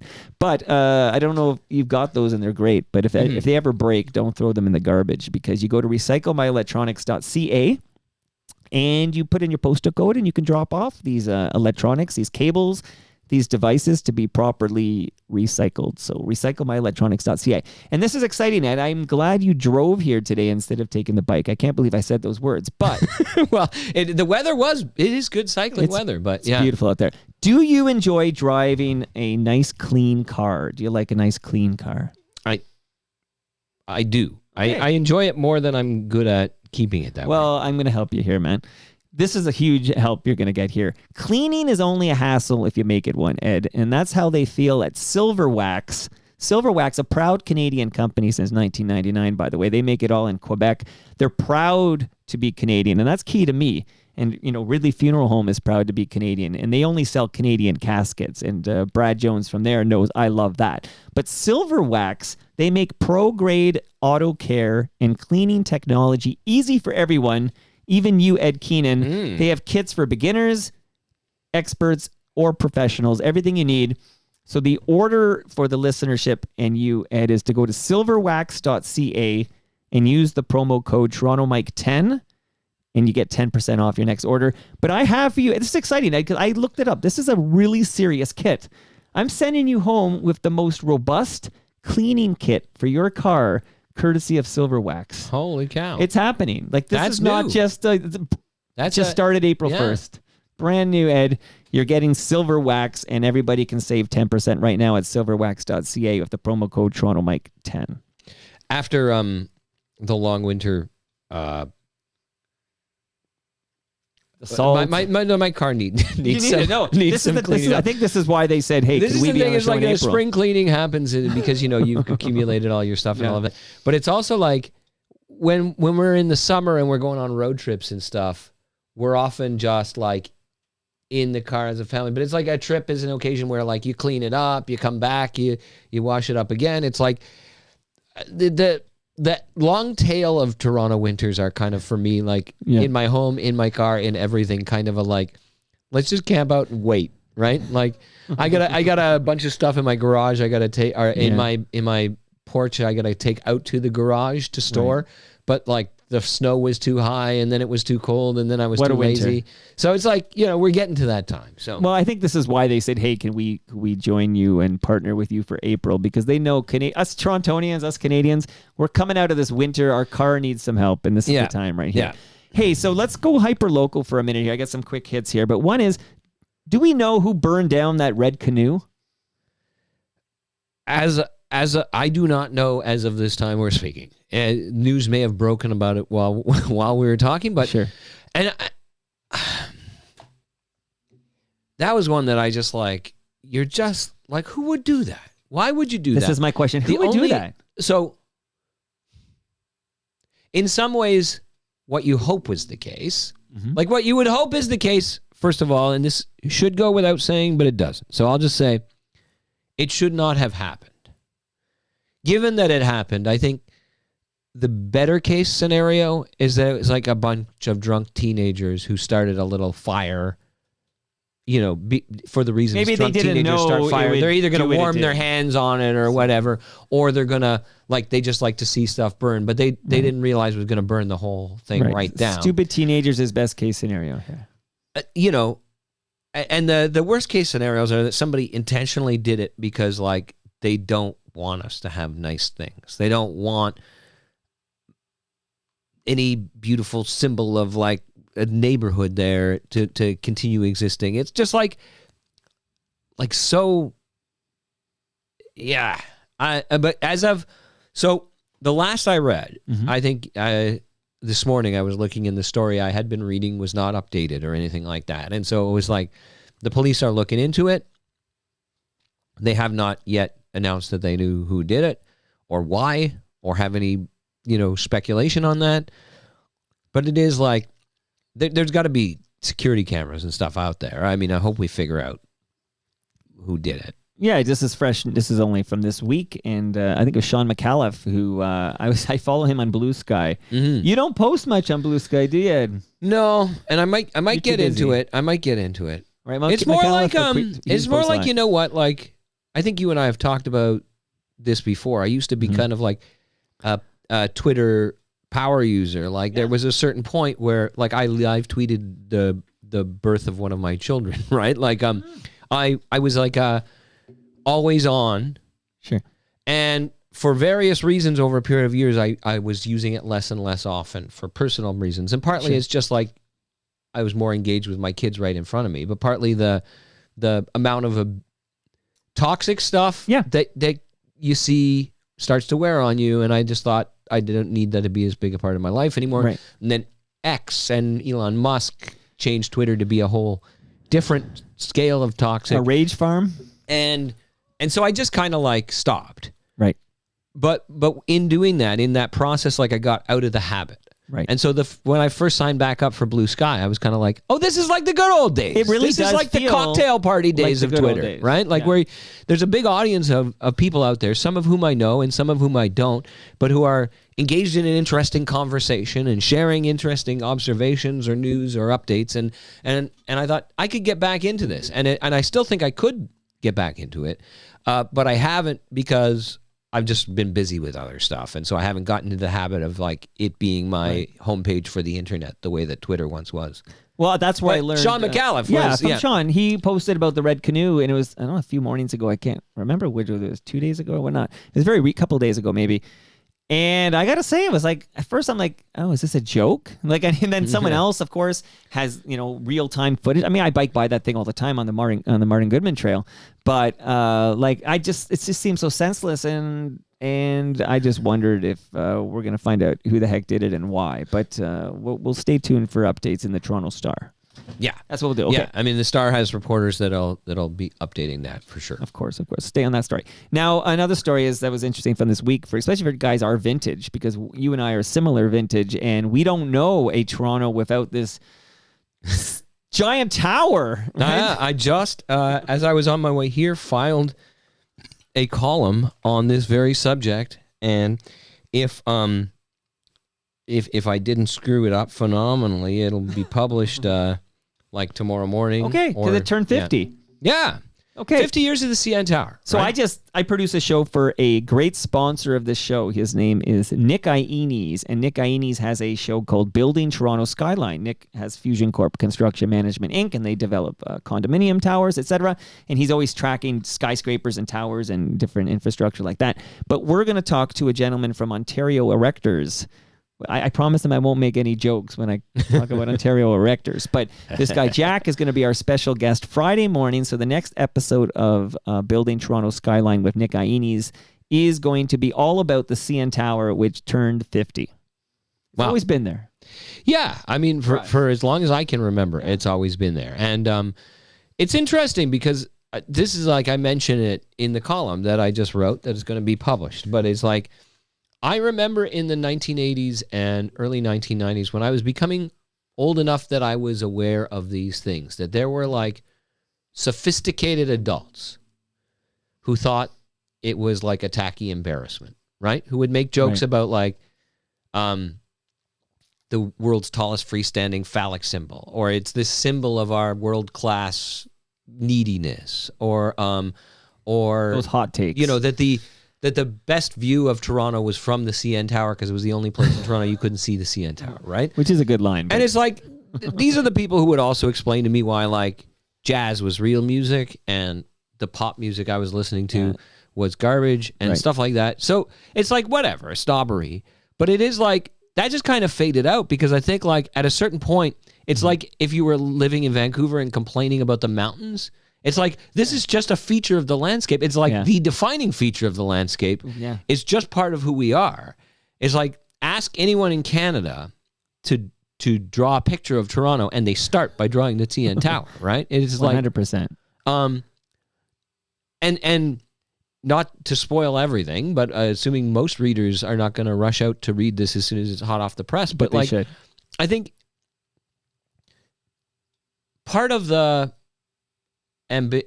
snobbery back then that I was aware of these adults having, these sophisticated adults, right? Like, was that like, there's nothing that seems more gauche to a certain type of person than striving, right? Right. Like naked ambition and striving.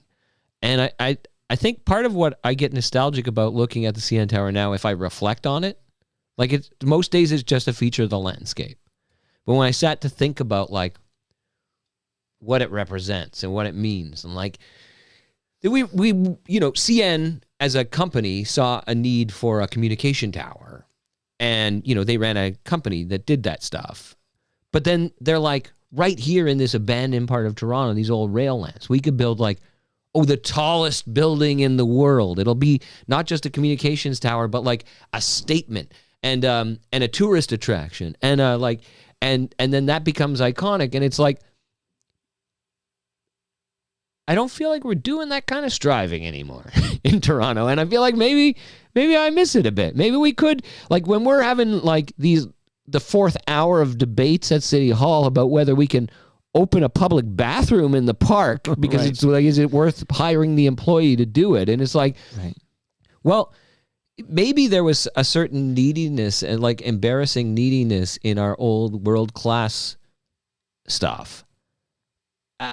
But maybe there was also like a sense of dressing for the job we wanted, right? Like the city we want to become is the kind of city that can do this stuff and will do this stuff and will have fun and weird and like world-beating attractions. And And I don't necessarily, it's not like I want us to go out and host the Olympics or do like soft shoe things for like to break world records for the point of them. But I do feel like some of that spirit of, we have been in a lot of ways like fulfilling our potential by becoming bigger and more diverse and a beacon for the world. And yet I feel like there's a lot of ways where we've lost that sense of ambition that the CN Tower embodies. And I'm nostalgic for that. Yeah. Sorry. No, listen. Every question you ask, I just turn into a rant. No, actually, that's so. why you're here. And again, we're gonna hit the 2-hour mark. It's gonna be beautiful, honestly. But I'll just say that what I love, it again, I don't know any better. I literally have only lived in one city my entire life, which I don't know if that's sad, maybe that's pathetic, but at least it's this city, which is a pretty cool fucking city, right? But I love the fact that I can be in different corners of Toronto and I can still see that damn tower.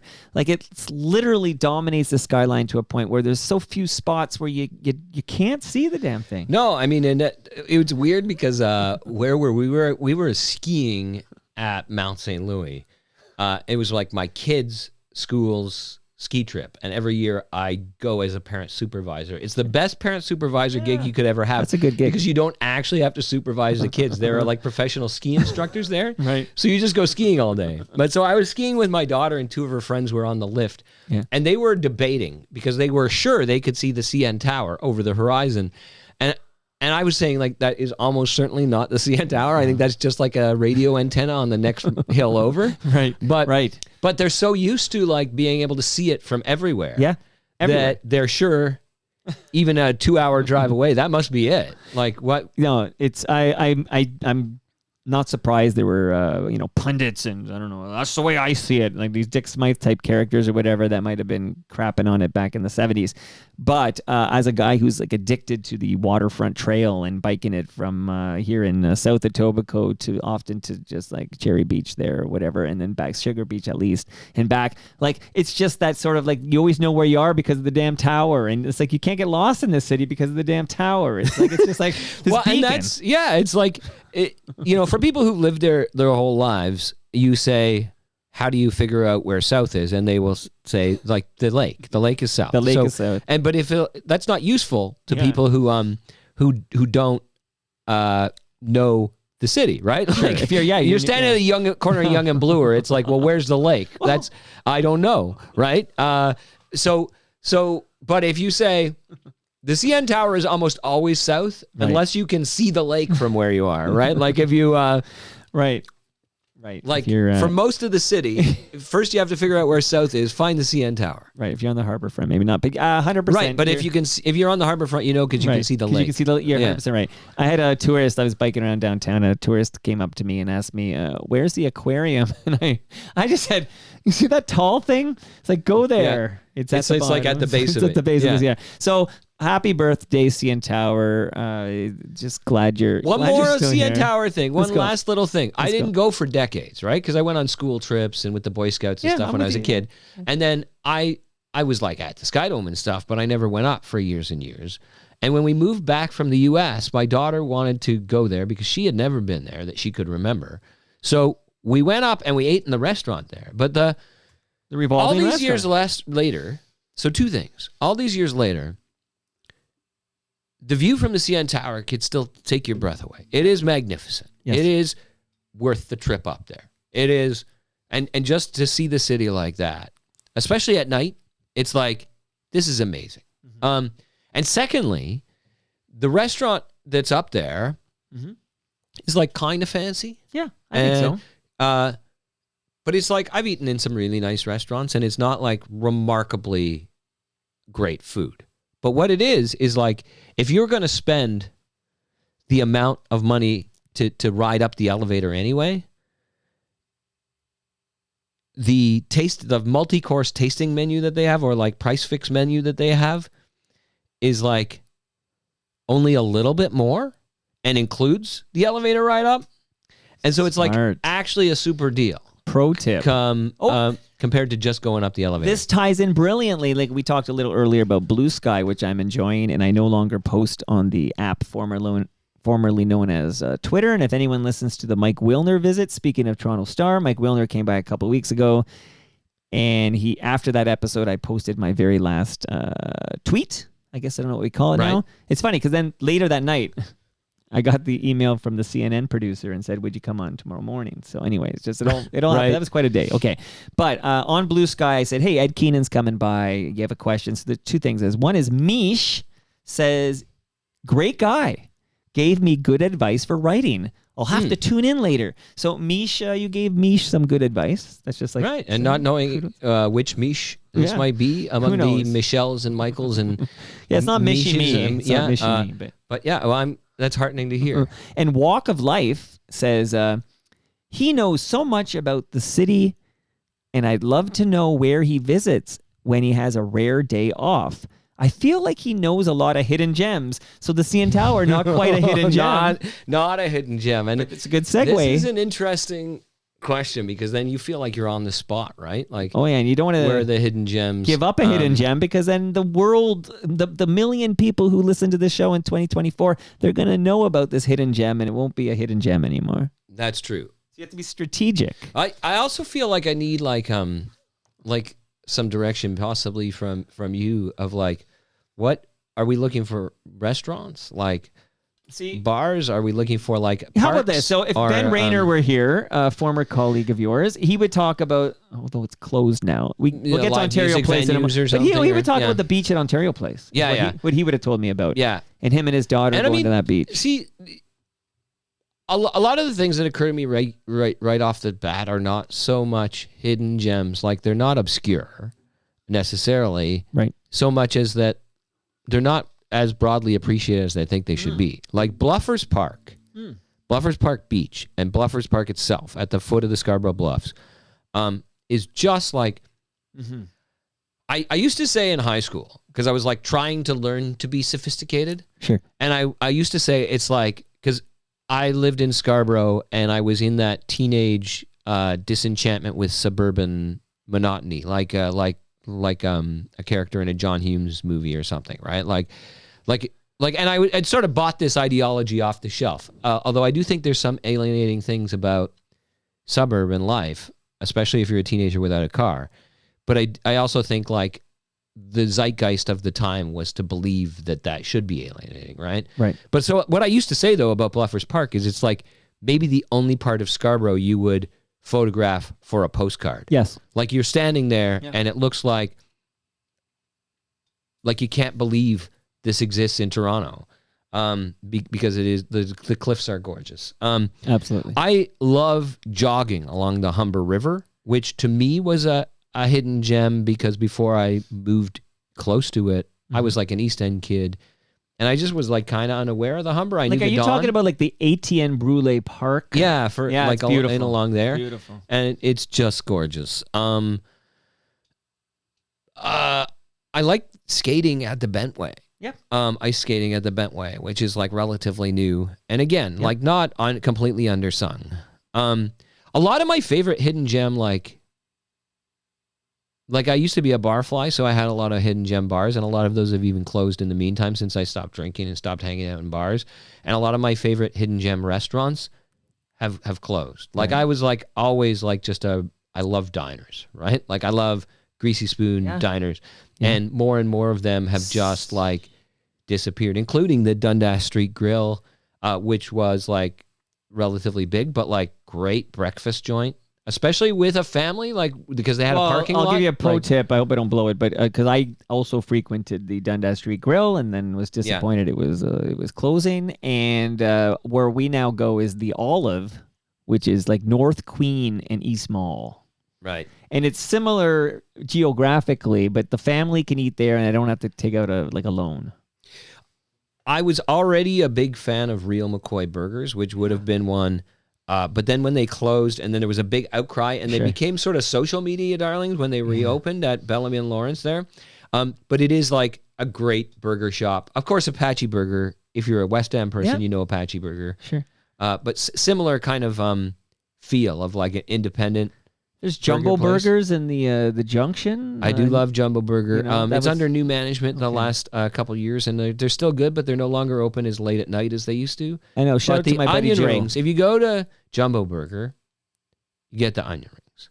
If you go to Tom's Dairy Freeze, you get soft serve ice cream. Right. If you go to the Dairy Freeze at Caledonia and St. Clair, Oh, there's another one? yeah, except it's not the same kind of Oh, it's a place. different It's kind not of an place. ice cream Okay, place. 'cause They do have a soft serve ice cream, but it's not like at some point there was this branding of like a kind of burger and ice cream restaurant. Yeah. But I think they're independently owned enough that they're like interesting. radically different places from each other now. Okay. So at Caledonia and St. Clair, you get the steak sandwich, steak on a Kaiser. Okay. It's so good. It's the onion rings there are not worth it. Just get the fries. Get the fries. But I'm writing this down. yeah, This is good stuff. And shout out to Mama Martino's right across the street from Tom's Dairy Freeze, which is which I like. Again, I'm a Palma Pasta man. You know this. Yeah. But Mama I have a lot of Martinez kids, is super okay? comfortable too. yeah, but you don't have to get a loan. Like the fact that 6 of us can go to eat at a restaurant. And when you tap with your phone, there's a $250 limit. Do you know this? Right? And now I've become used to not bringing a real credit card, and then I rarely, And then you go to these restaurants where all of a sudden dinner is costing. It's like, I'm gonna Ben Murigi's gonna have to pick up this tab, but at Mama Martino's, it's still kind of economical, which is kind of rare. But I only eat at Palma Pasta usually. But okay, that was you over delivered on that answer, and because I'm gonna hit the 2-hour mark, I'm gonna move us on. Are we here. already? Okay, we're not quite there yet. But you got more. You gotta get because to. I gotta Yeah. because you know what we haven't talked about until I brought up the legendary FOTM Ben Rayner, and we're always thinking of the great Ben Rayner on this program, but he loves swimming at that Ontario place, which he can't do right does. now. They closed it down. Yeah. Did you know? No, I was kidding. We covered this so aggressively on Toronto Mic'd because I just had Ali Weinstein on this program, and she made a documentary about Ontario Place. So it aired on TVO. You can still watch it. It's called Another Tomorrow. I always screw up the name of this place, but I'll read this. The Ford government is looking at moving its Ontario Place parking lot north, according to emails and documents obtained by Global News. And it appears to be canvassing sites at Exhibition Place to build the garage. And I'm 100% certain you and I have talked about this very thing. Is there an Ontario Place update for us? I don't have an update for you. Okay. But I mean, this is like, the thing is that I think, to me, the real scandal of this, like, hold on, like the day I'm trying to remember if I was jogging or cycling or if I was driving and I got out of my car because I was going to a Scepters game. But like the day they were clear cutting that forest, I went by and stopped and like saw it. Yeah. And I was like, I didn't cry, but I could have cried. Like I was feeling so profoundly disappointed. Yeah. And like this is just so unnecessary.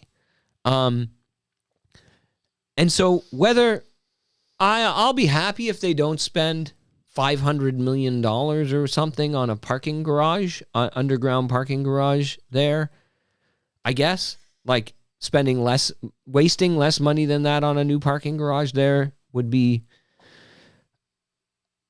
better than wasting that money. Right. I know Olivia Chow had offered like to help investigate sites at Ontario at Exhibition Place. Right. Although I don't know that I love the idea of knocking down the Better Living Center and putting a giant parking garage there but I mean, there's a limit to how nostalgic I'm going to get about the Better Living Center. It's not one of my more treasured buildings. It was the name of a good Wisebot blog back yes, in the it sure day. was. It sure was. Real heads know what I'm talking about. But I don't have the latest scoop on that because for me, like that thermos spa is going to be built, right? And it's not a good place for it. It may well turn out to be a fun place to go with your family when it opens. It will never be what we should have done with that land. It's going to be under construction there for some time, and the entire time I'm going to like shake my head and grumble and be angry every time I go by. It looks like a weight because it's all flattened dirt right now, Yeah. and you get your Sinosphere, and then it just looks like it's been like bombed out. It's we'll see but again, I put this on Blue Sky because I Blue Sky Ed. I don't know if I mentioned that, but I posted that if Therme, and I'm saying that right, Therme? I think so, yeah. If Therme were an American company and not an Austrian company, I feel we would like have the time now to, Ford would possibly rip up this bad deal for this province. But it's an Austrian company. Maybe we can encourage some Americans to buy the company and Elon can buy it. Okay, there you go. Okay, now there's a great question on the live stream. not that I wasn't going to get to it because, of course, I subscribe. I love the Toronto Star, and I also love what Matt Elliott is up to. And Yes. I got this news from him, but I'm going to give credit on the live stream. Firstly, Jeremy Hopkin on the live stream says the real McCoy has Bare Naked Ladies, Lovers in a Dangerous Time fame as well. So in the video, for Lovers yes, in a- absolutely, right, okay. yeah. So So I mean, that's that Lovers in a Dangerous Time video has captured a lot of my Scarborough youth in it, including the real McCoy. well, that's everything But I like know about the old Scarborough, I learned A&As from on Eglinton, like Stephen Page and Ed Robertson and I were high school students in Scarborough at the same time. They are, I believe, a couple years older Did you than know me. them in high school? No, but I did meet Ed Robertson. So like I said, I think they were like a year or two. Like I could look it up. Yeah, they but get like, a couple years on you. a couple years older than me. But I was at like some kind of like youth family retreat weekend camp that my mom took us to. And he was there as like the facilitator of some kind of like youth arts group. And he said at that, like at the campfire that night, there was like a bunch of teenagers hanging out. And he said, I'm in this band called Bare Naked Ladies at Woburn, with, it's just me and another guy. We're like a duo. I guess this is the origins of it, or this is how I remember it. Tyler Stewart came over and then explained. he played like a couple songs, including Yoko Ono, and then another song that had like some kind of like Jeepers Shag, like there was like a Scooby-Doo reference in it, but that one never became, as far as I know, they never recorded it. Okay. But they were like funny, but also kind of so immediately me and my cousin Adam, who was there with me, and a couple of our other friends who were there, were always like talking about this Bare Naked Ladies, these Scarborough guys, and then they had this yellow cassette came out like probably a year later or something like that. Page Productions. And so we went and bought it, and so we're like early boosters of theirs.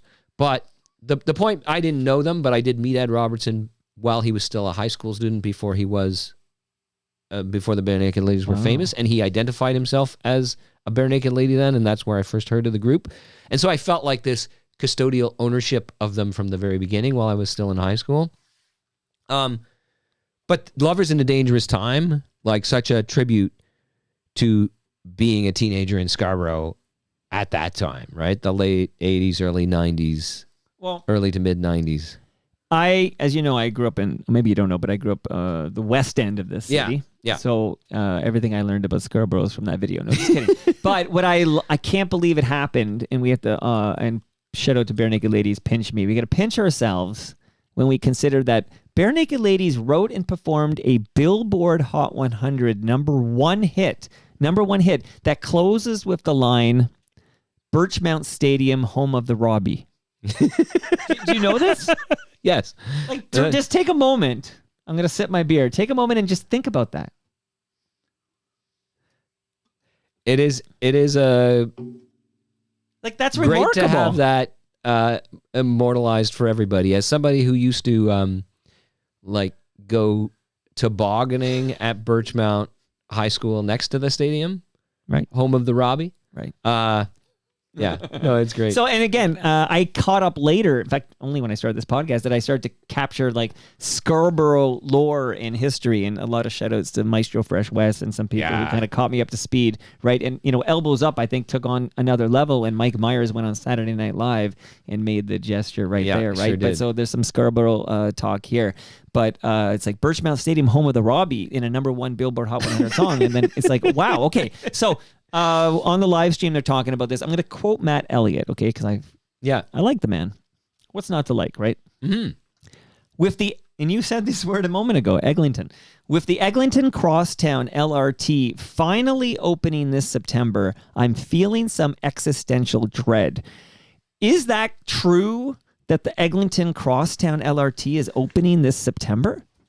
Man, let's not count our LRTs before they're in service is the thing.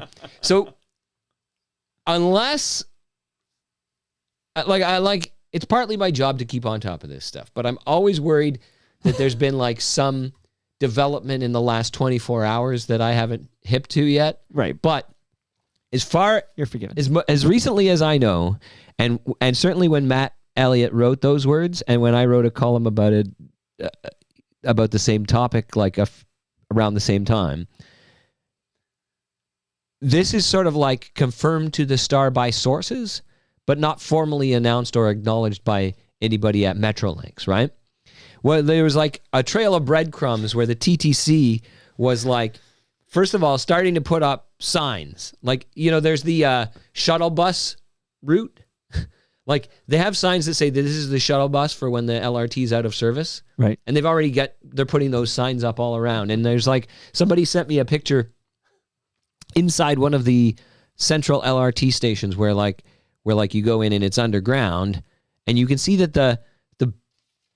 the video screens in there are live playing ads right now. They're like video interactive advertising is on there. And the CTC had written into their budget staff to operate that line starting in June. So originally people were like, oh, it must be June. And then the TTC themselves and the people approving that budget were saying, guys, we don't have any information, but we need to budget for it at some point. Like, we need to include this in our budget. So we're saying June because it seems like as good a guess as any, right? And then since then, the Star's transit reporter, Andy Tagaki, has reported that he has heard from sources that September is now the planned opening date, but that hasn't been confirmed. And I think the reason they don't want to officially confirm it, because Ford and Metrolinx have been refusing to provide a date, saying only that they don't want to get anybody's hopes up. They don't want to.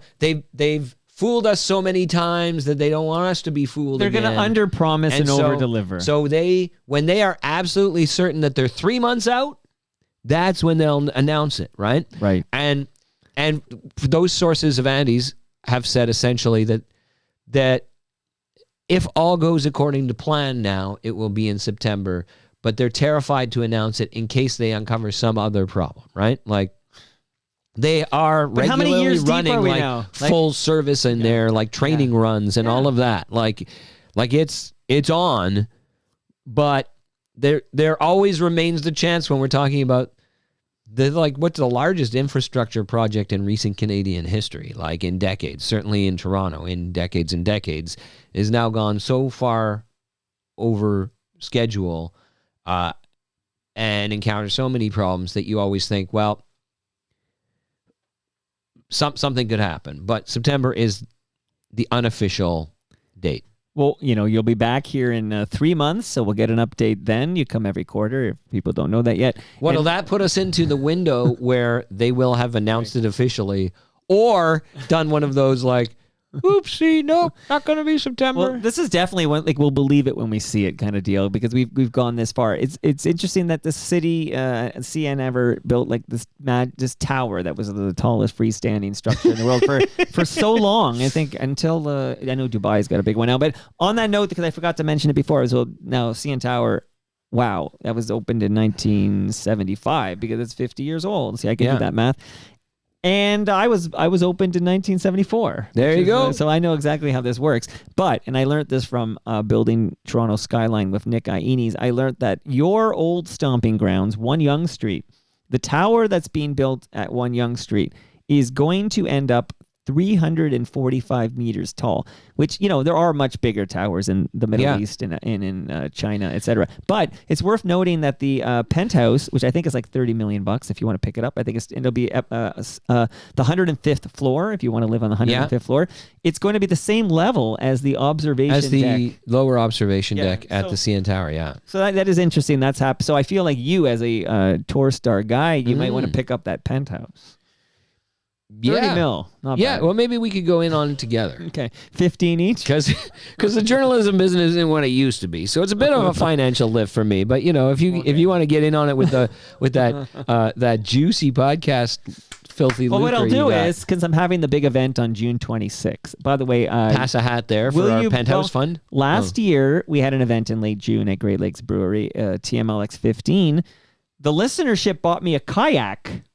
Wow. I think I told you this. Yeah, and I literally not right now. But when the water warms up a bit, I spent a lot. Every week I got out and explored. It's been amazing for me to be out there in my foldable kayak that goes in a backpack that I bike to the lake. It was amazing. Do you know, have I talked on this show before? Like, kayak is like Olivia Chow's happy place, right? No, I didn't know that. Yeah, and in fact, I talked about this with her recently, is that like, so I read these, among the things that I like, I've read all of Michael Connelly's novels. He wrote the Lincoln Lawyer novels. Like they're like and then he has these detective procedurals about Harry Bosch, and like they're just really good crime fiction. Sure. Right? It's not great literature, but he's written these great characters and followed them over years and years and years of their lives, and it's all set in Los Angeles. But he has this most recent character named Renee Ballard, and she's a woman of like half Hawaiian descent who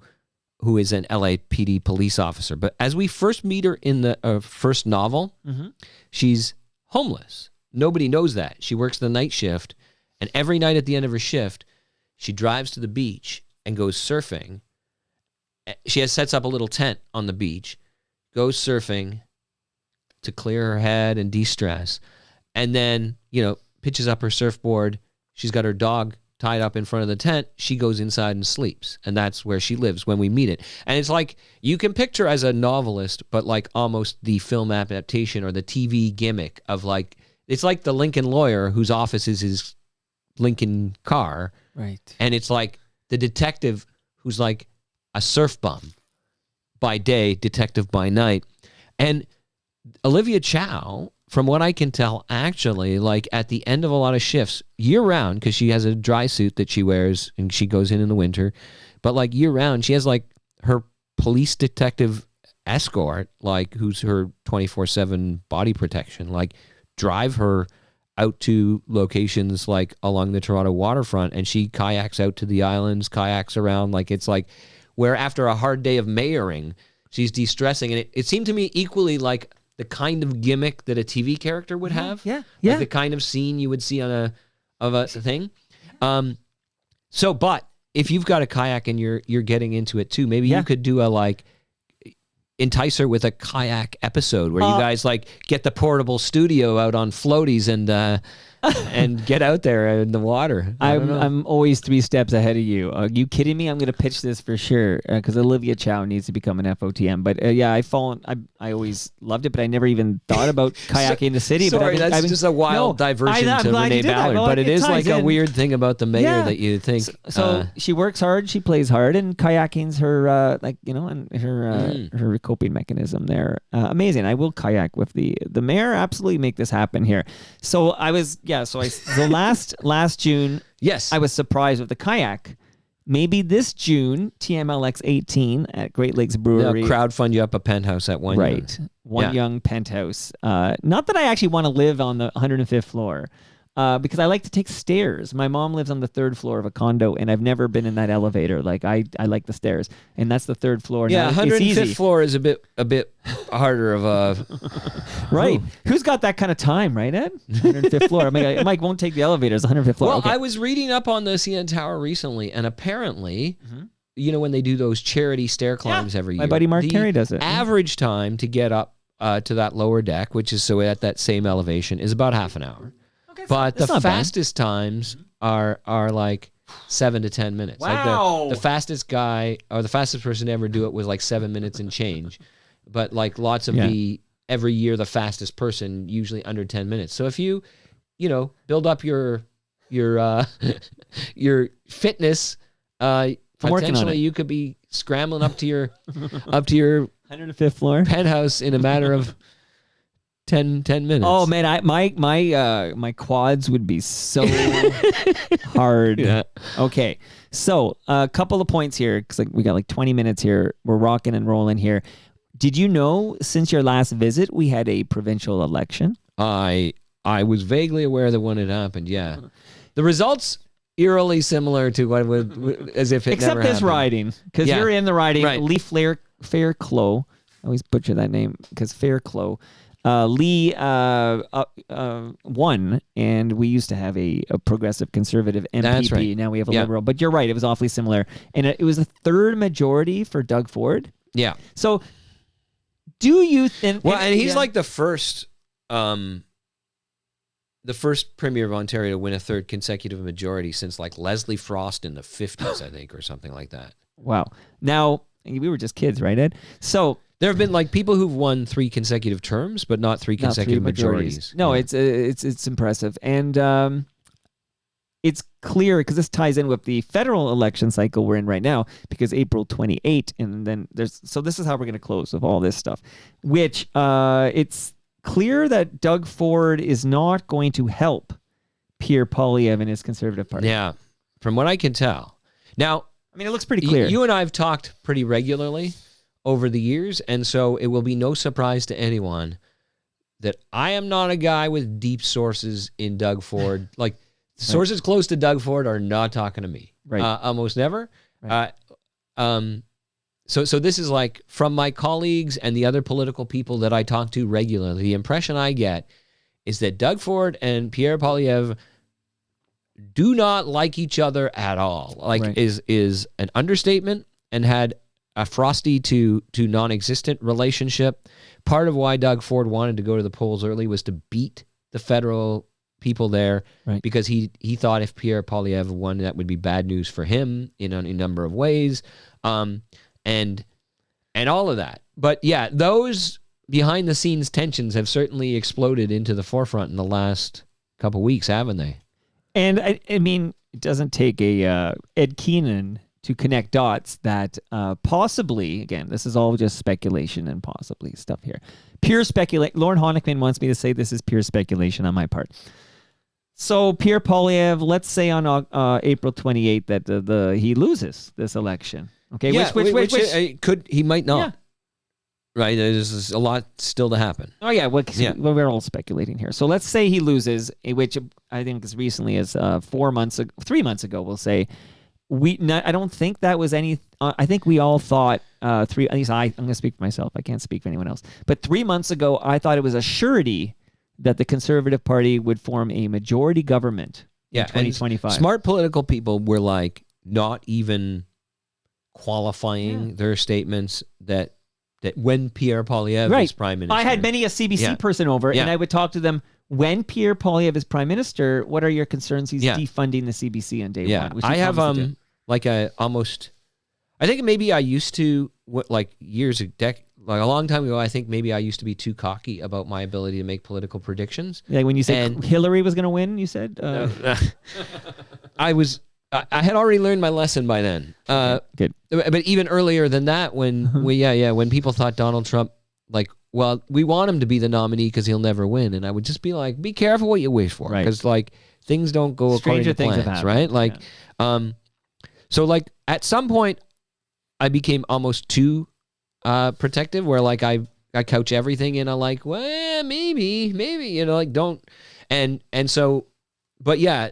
People around me were certainly talking as if people who follow Ottawa politics for a living were certainly considering it a sure thing 3 months ago. And now nothing is sure. And if anything, it looks a lot more likely that he will lose than it did. And it looks like possibly if you were betting today that would be the safer bet would be that the Conservatives were not going to win. Yeah, so this is, and I say this on CNN, so when you get to my CNN appearance, in this 4 minutes, I do talk about this greatest flip. I don't remember the terms I use. I was smarter on CNN than I'm on Toronto Mike. You know this, right?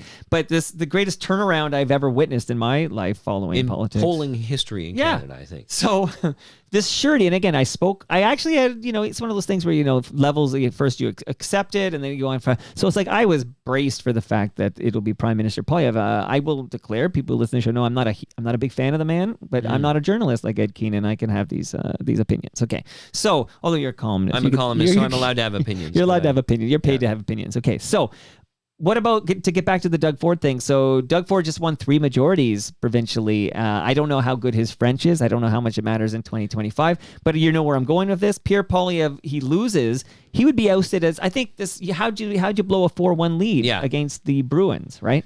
So well, and they did that to their last 2 leaders. Is like both of whom were kind of expected to win the elections they were running in. But Scheer and Aaron O'Toole. Yeah. Right. And both of them got turfed after one. The Conservatives are not have much of a history of letting people Isn't learn it on an the job here. inevitability that Doug Ford becomes leader of the Conservative Party and runs to become prime minister of this country? Don't think it's an inevitability, but I certainly think it's a possibility, and it's looking more like a possibility than it did, even a few months ago, never mind a few years ago, right? But I think like his long-term ambition was always used to be like that maybe he'll be prime minister someday. And Rob Ford would talk about that. Like I remember his mayor, quote. and Doug Ford's going to be the prime minister, right? Right. And like I think he grew up wanting that. And I think in that interim, like after he lost his run for mayor and everybody was waiting to see what he was going to do, there was a lot more speculation that he was going to run for the federal leadership. And then he got us all out to his book launch, where he said no, he's not going to, right? And then he ran for the provincial leadership. Like that was like well, this Tim kind of Hudak was ousted because of a CTV story. Patrick Brown, yeah. Patrick Brown, right? Yeah. Yes, you're right. Tim That's why Hudak you're had here. been ousted because That's of his failing campaign promise to fire everybody. Right.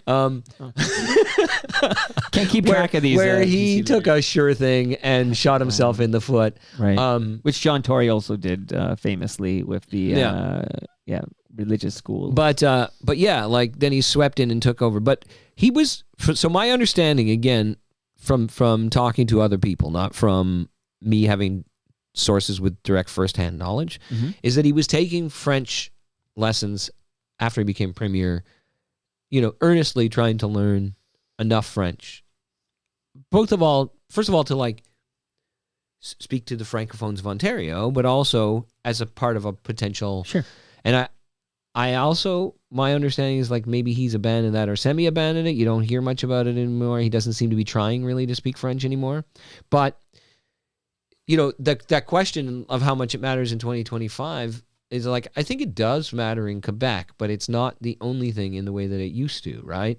And I think like we're seeing so far, and maybe this will change during this election campaign, but like Mark Carney's French was advertised as like, he's fluent.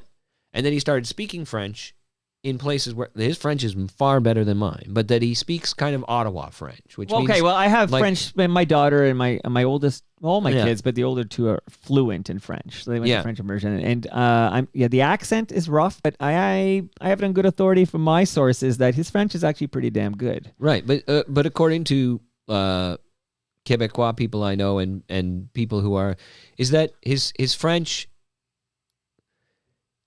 When people talk about him speaking Ottawa French, they mean this is a level of bilingualism that's certifiable. He can communicate in both languages, and it is enough to do a job there. But that when you're in the cut and thrust, when you're thinking out loud in your second language, you become like very much more limited in what you can say. His ability on the fly to fully understand questions that he's being asked and sophisticated questions and follow all of that. It's like, so that's different than where I understand Doug Ford to be at. But at the same time, so far the people of Quebec seem to be, it's not that. If Polyev has much better French than him and others have much better French than him, that's not really their primary concern. Now, the last federal leader and now Stephen Harper, whose French got progressively better as he was prime minister and who made an effort to start every press conference by speaking French, but whose French was considered poor at the beginning, like when he was running. Right. He didn't dominate Quebec, but he did have seats in Quebec. He had whatever, and it did seem like he was given a pass for the effort by a lot of Francophones, right? And so, like, maybe there would be a bit of that. I don't know. But no wonder. But it does seem like the question I have for Doug Ford is like Mark Carney is like if he would really want the job, and it's like one thing that you always kind of dreamed of it, and maybe he would find that irresistible if there's a moment. But on the other hand, he just got elected to a 4-year term. He has a chance to be what he seems to have wanted to be here, which is like this generation's Bill Davis, right? Like a long-serving and popular Ontario premier who does leave significant legacy projects. And you and I have talked about in various ways, and I've written lots about where I would have chosen different legacy projects in a lot of cases, not all cases, like his transit subway plans are, I think, remarkable, right? Like, but it's like, then he could go to Ottawa and have to be Mark Carney's enemy, or like whatever. Like, maybe he'll be a success, maybe he'll be a failure, maybe it will finally be time. Like, maybe he'll fall on his face. Like, I don't know. Like, it does seem like a strong possibility, and certainly the people in Doug Ford world, like his most senior campaign advisors, out publicly bad-mouthing Pierre Poilievre, seem to be making a move to position themselves as like, we tried to tell them and they wouldn't listen, so now it's our turn, right? Like, here's our internal polling. Look what we see in Ontario for support for Pierre Poilievre. It's quite obvious. It seems obvious to me that not only is Doug Ford not going to help Pierre Poilievre, but they're working against him and working for Mark Carney. Does seem that way. And that's where the shift to then running to be the leader of the opposition would be jarring, is because he has made such a point in the last little while of being friends with Chrystia Freeland, being friendly with Mark Carney, staying out of this, keeping her powder dry. But yeah. Do you have a predict? No, a lot of time to go. We're talking on April 3rd, and no one's going to hold you to this in your crystal ball. But do you have a prediction as to what's going to happen on April 28th? Well, I think that a lot can still happen, and I think the last couple months has shown us that a lot probably will happen, right? And I think so much of what's currently happening in the polls is tied to Canadian reaction to Donald Trump. Yes. That Donald Trump can be, maybe, a significant player in the outcome. And he could do a lot in 1 month, right? In a sense, so I think the most likely outcome to me at this stage appears to be like the Liberals are going to win again, largely on the strength of this Canadian sentiment, that the pride and resistance to the United States that's risen up, and the sense that they think Mark Carney might be best to deal with that his resume and temperament qualify him for the job in a way that Pierre Poilievre's sort of like attack dog leader of the opposition resume doesn't. But I think Trump could, like when he announced those big worldwide tariffs yesterday, crashed the economy, implemented the auto tariffs on Canada and Mexico too, we were exempted somewhat from the retaliatory. Yeah, we expected worse. Yeah. If he sort of pulls back on us, if the sense among Canadians that this is less of an emergency, like, takes hold, that like we're still resistant, but we're not like worried that Armageddon is upon us, like maybe that will fade as the primary consideration. Also, I think Carney's resistance to turfing a candidate who called for people to like kidnap and turn over to Chinese authorities, a freedom fighter who he's facing, like I think there's political instincts here have not been shown to be flawless, and there's a chance, especially with two big debates, but also lots of big news items, that he fouls it up, that he ruins the impression of him as the competent leader.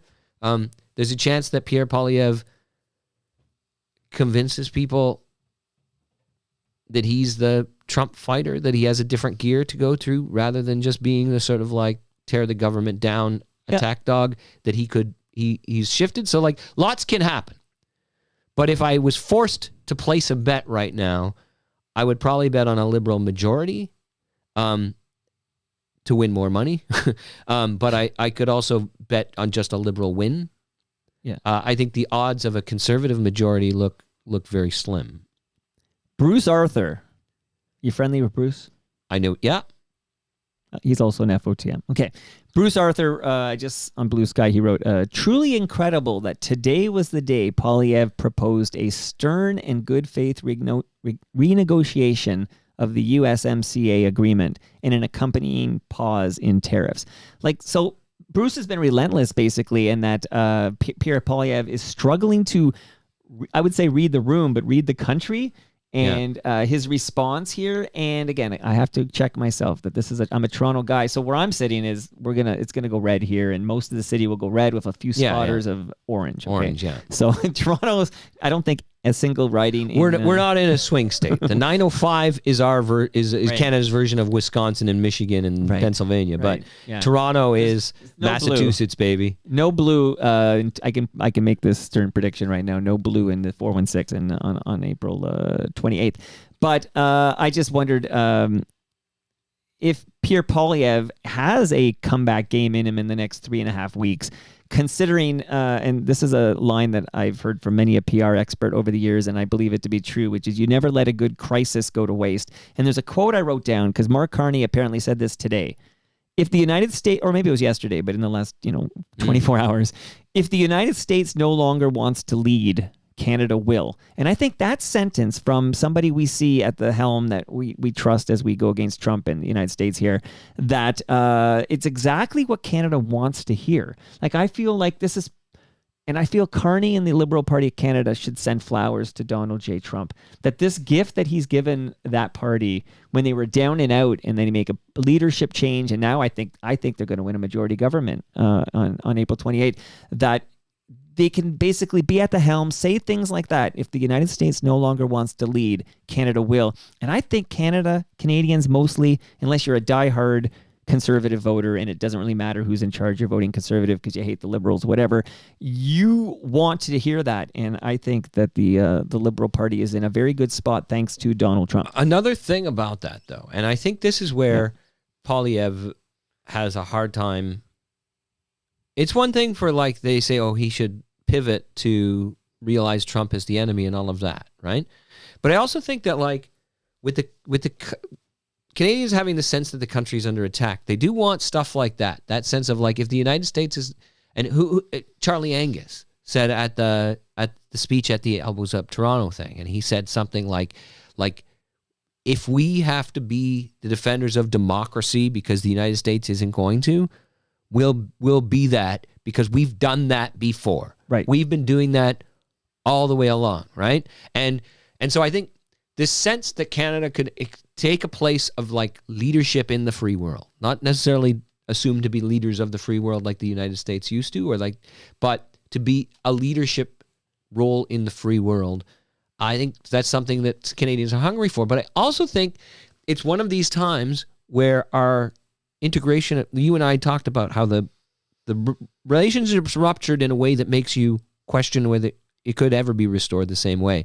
But I think that's where this sense of, like, our national institutions suddenly come to the forefront in a way they didn't. So, for example, like a big part of your campaign being, we're going to shut down the CBC, reads different all of a sudden. And he's been quiet on that front ever since. But as recently as this week, he's promising to preserve Radio Canada, but he's also talking about, like, turning the CBC headquarters in Toronto into housing, right? And it's like, again, there's a read the room moment here, right? Where like Carney's coming out and saying, we're going to get back into the housing building business. Like, our government is going to unite us and we are going to do big things together because the moment calls for us having to do big things. And Pierre Poilievre's whole politics. So this isn't like just a failure to read the room. It's like his political mission has been to shrink government down, to slash away all the things that are not national security, policing, roads, right? Right. Again, might be out of touch with that moment.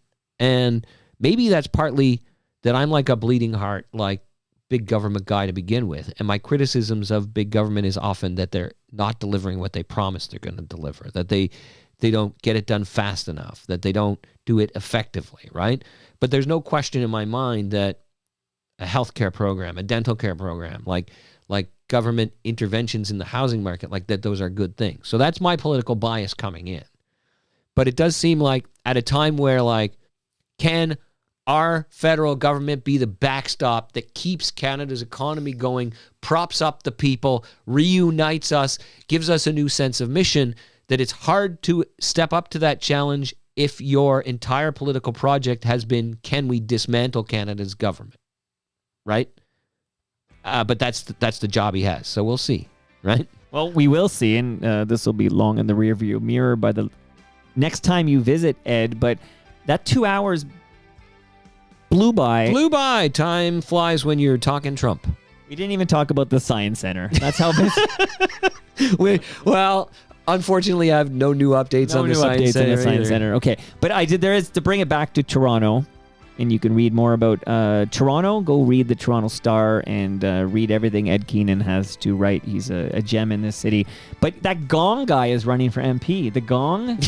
So, like, there's going to be thousands. The biggest spending mayoral candidate. Yeah. So there's going to be, whatever riding he's running is going to have thousands of Gong signs again. Yeah. So what's his deal? Are you looking into it? We have looked into it. You know what? I have to go talk to the people we had looking into it and figure out exactly what that deal turned out to be. I'm just glad the Gong guy isn't running in, what are we called here? Lakeshore, Tobacco, whatever the heck this is called. But yeah, geez, Ed, you're great, man. Great Thanks. chat. It's always so much fun to be here. Don't leave without your lasagna, okay? I know your kids are hungry. Not. My kids always are excited about podcast lasagna. And that brings us to the end of our 1,663rd show. Go to TorontoMike.com for all your Toronto Mike needs. My wife didn't like the Google ads, and she asked me to remove them. And I said, they bring in a massive $250 a month, okay? And then she said, please kill them. And I did, because she said she didn't like she's a UX design person for a bank. And then I said, well, she knows, I had to make the experience better. So I got rid of the ads. So not only do I need a penthouse on June 26th at Great Lakes Brewery, but I need to replenish that money I'm losing from Google ads. But no more ads. No more Google ads. Cool 250 smackers a month. Much love to all who do make this possible. That is Great Lakes Brewery. Subscribe to Between Two Fermenters. Palma Pasta. Delicious. They'll feed us on June 26th. Maneris. Welcome back, Maneris. Season 8 of Yes, We Are Open is dropping now. Welcome Silver Wax. New sponsor alert. Go to silverwax.ca. They're Canadian-owned, Canadian-operated. And use the promo code TorontoMike10, 10, because you save 10% if you do that at silverwax.ca. And it helps the program that you love so much. RecycleMyElectronics.ca. We love the good people there. Building Toronto Skyline. I mentioned Nick Ianni's podcast is going to be all about the CN Tower next week. Next Friday, to be precise. And Ridley Funeral Home. Pillars of this community. See you all tomorrow when filmmaker Maria Marquina is dropping by with musician Harkness. She made a doc on Harkness. We'll learn all about it tomorrow. See you then.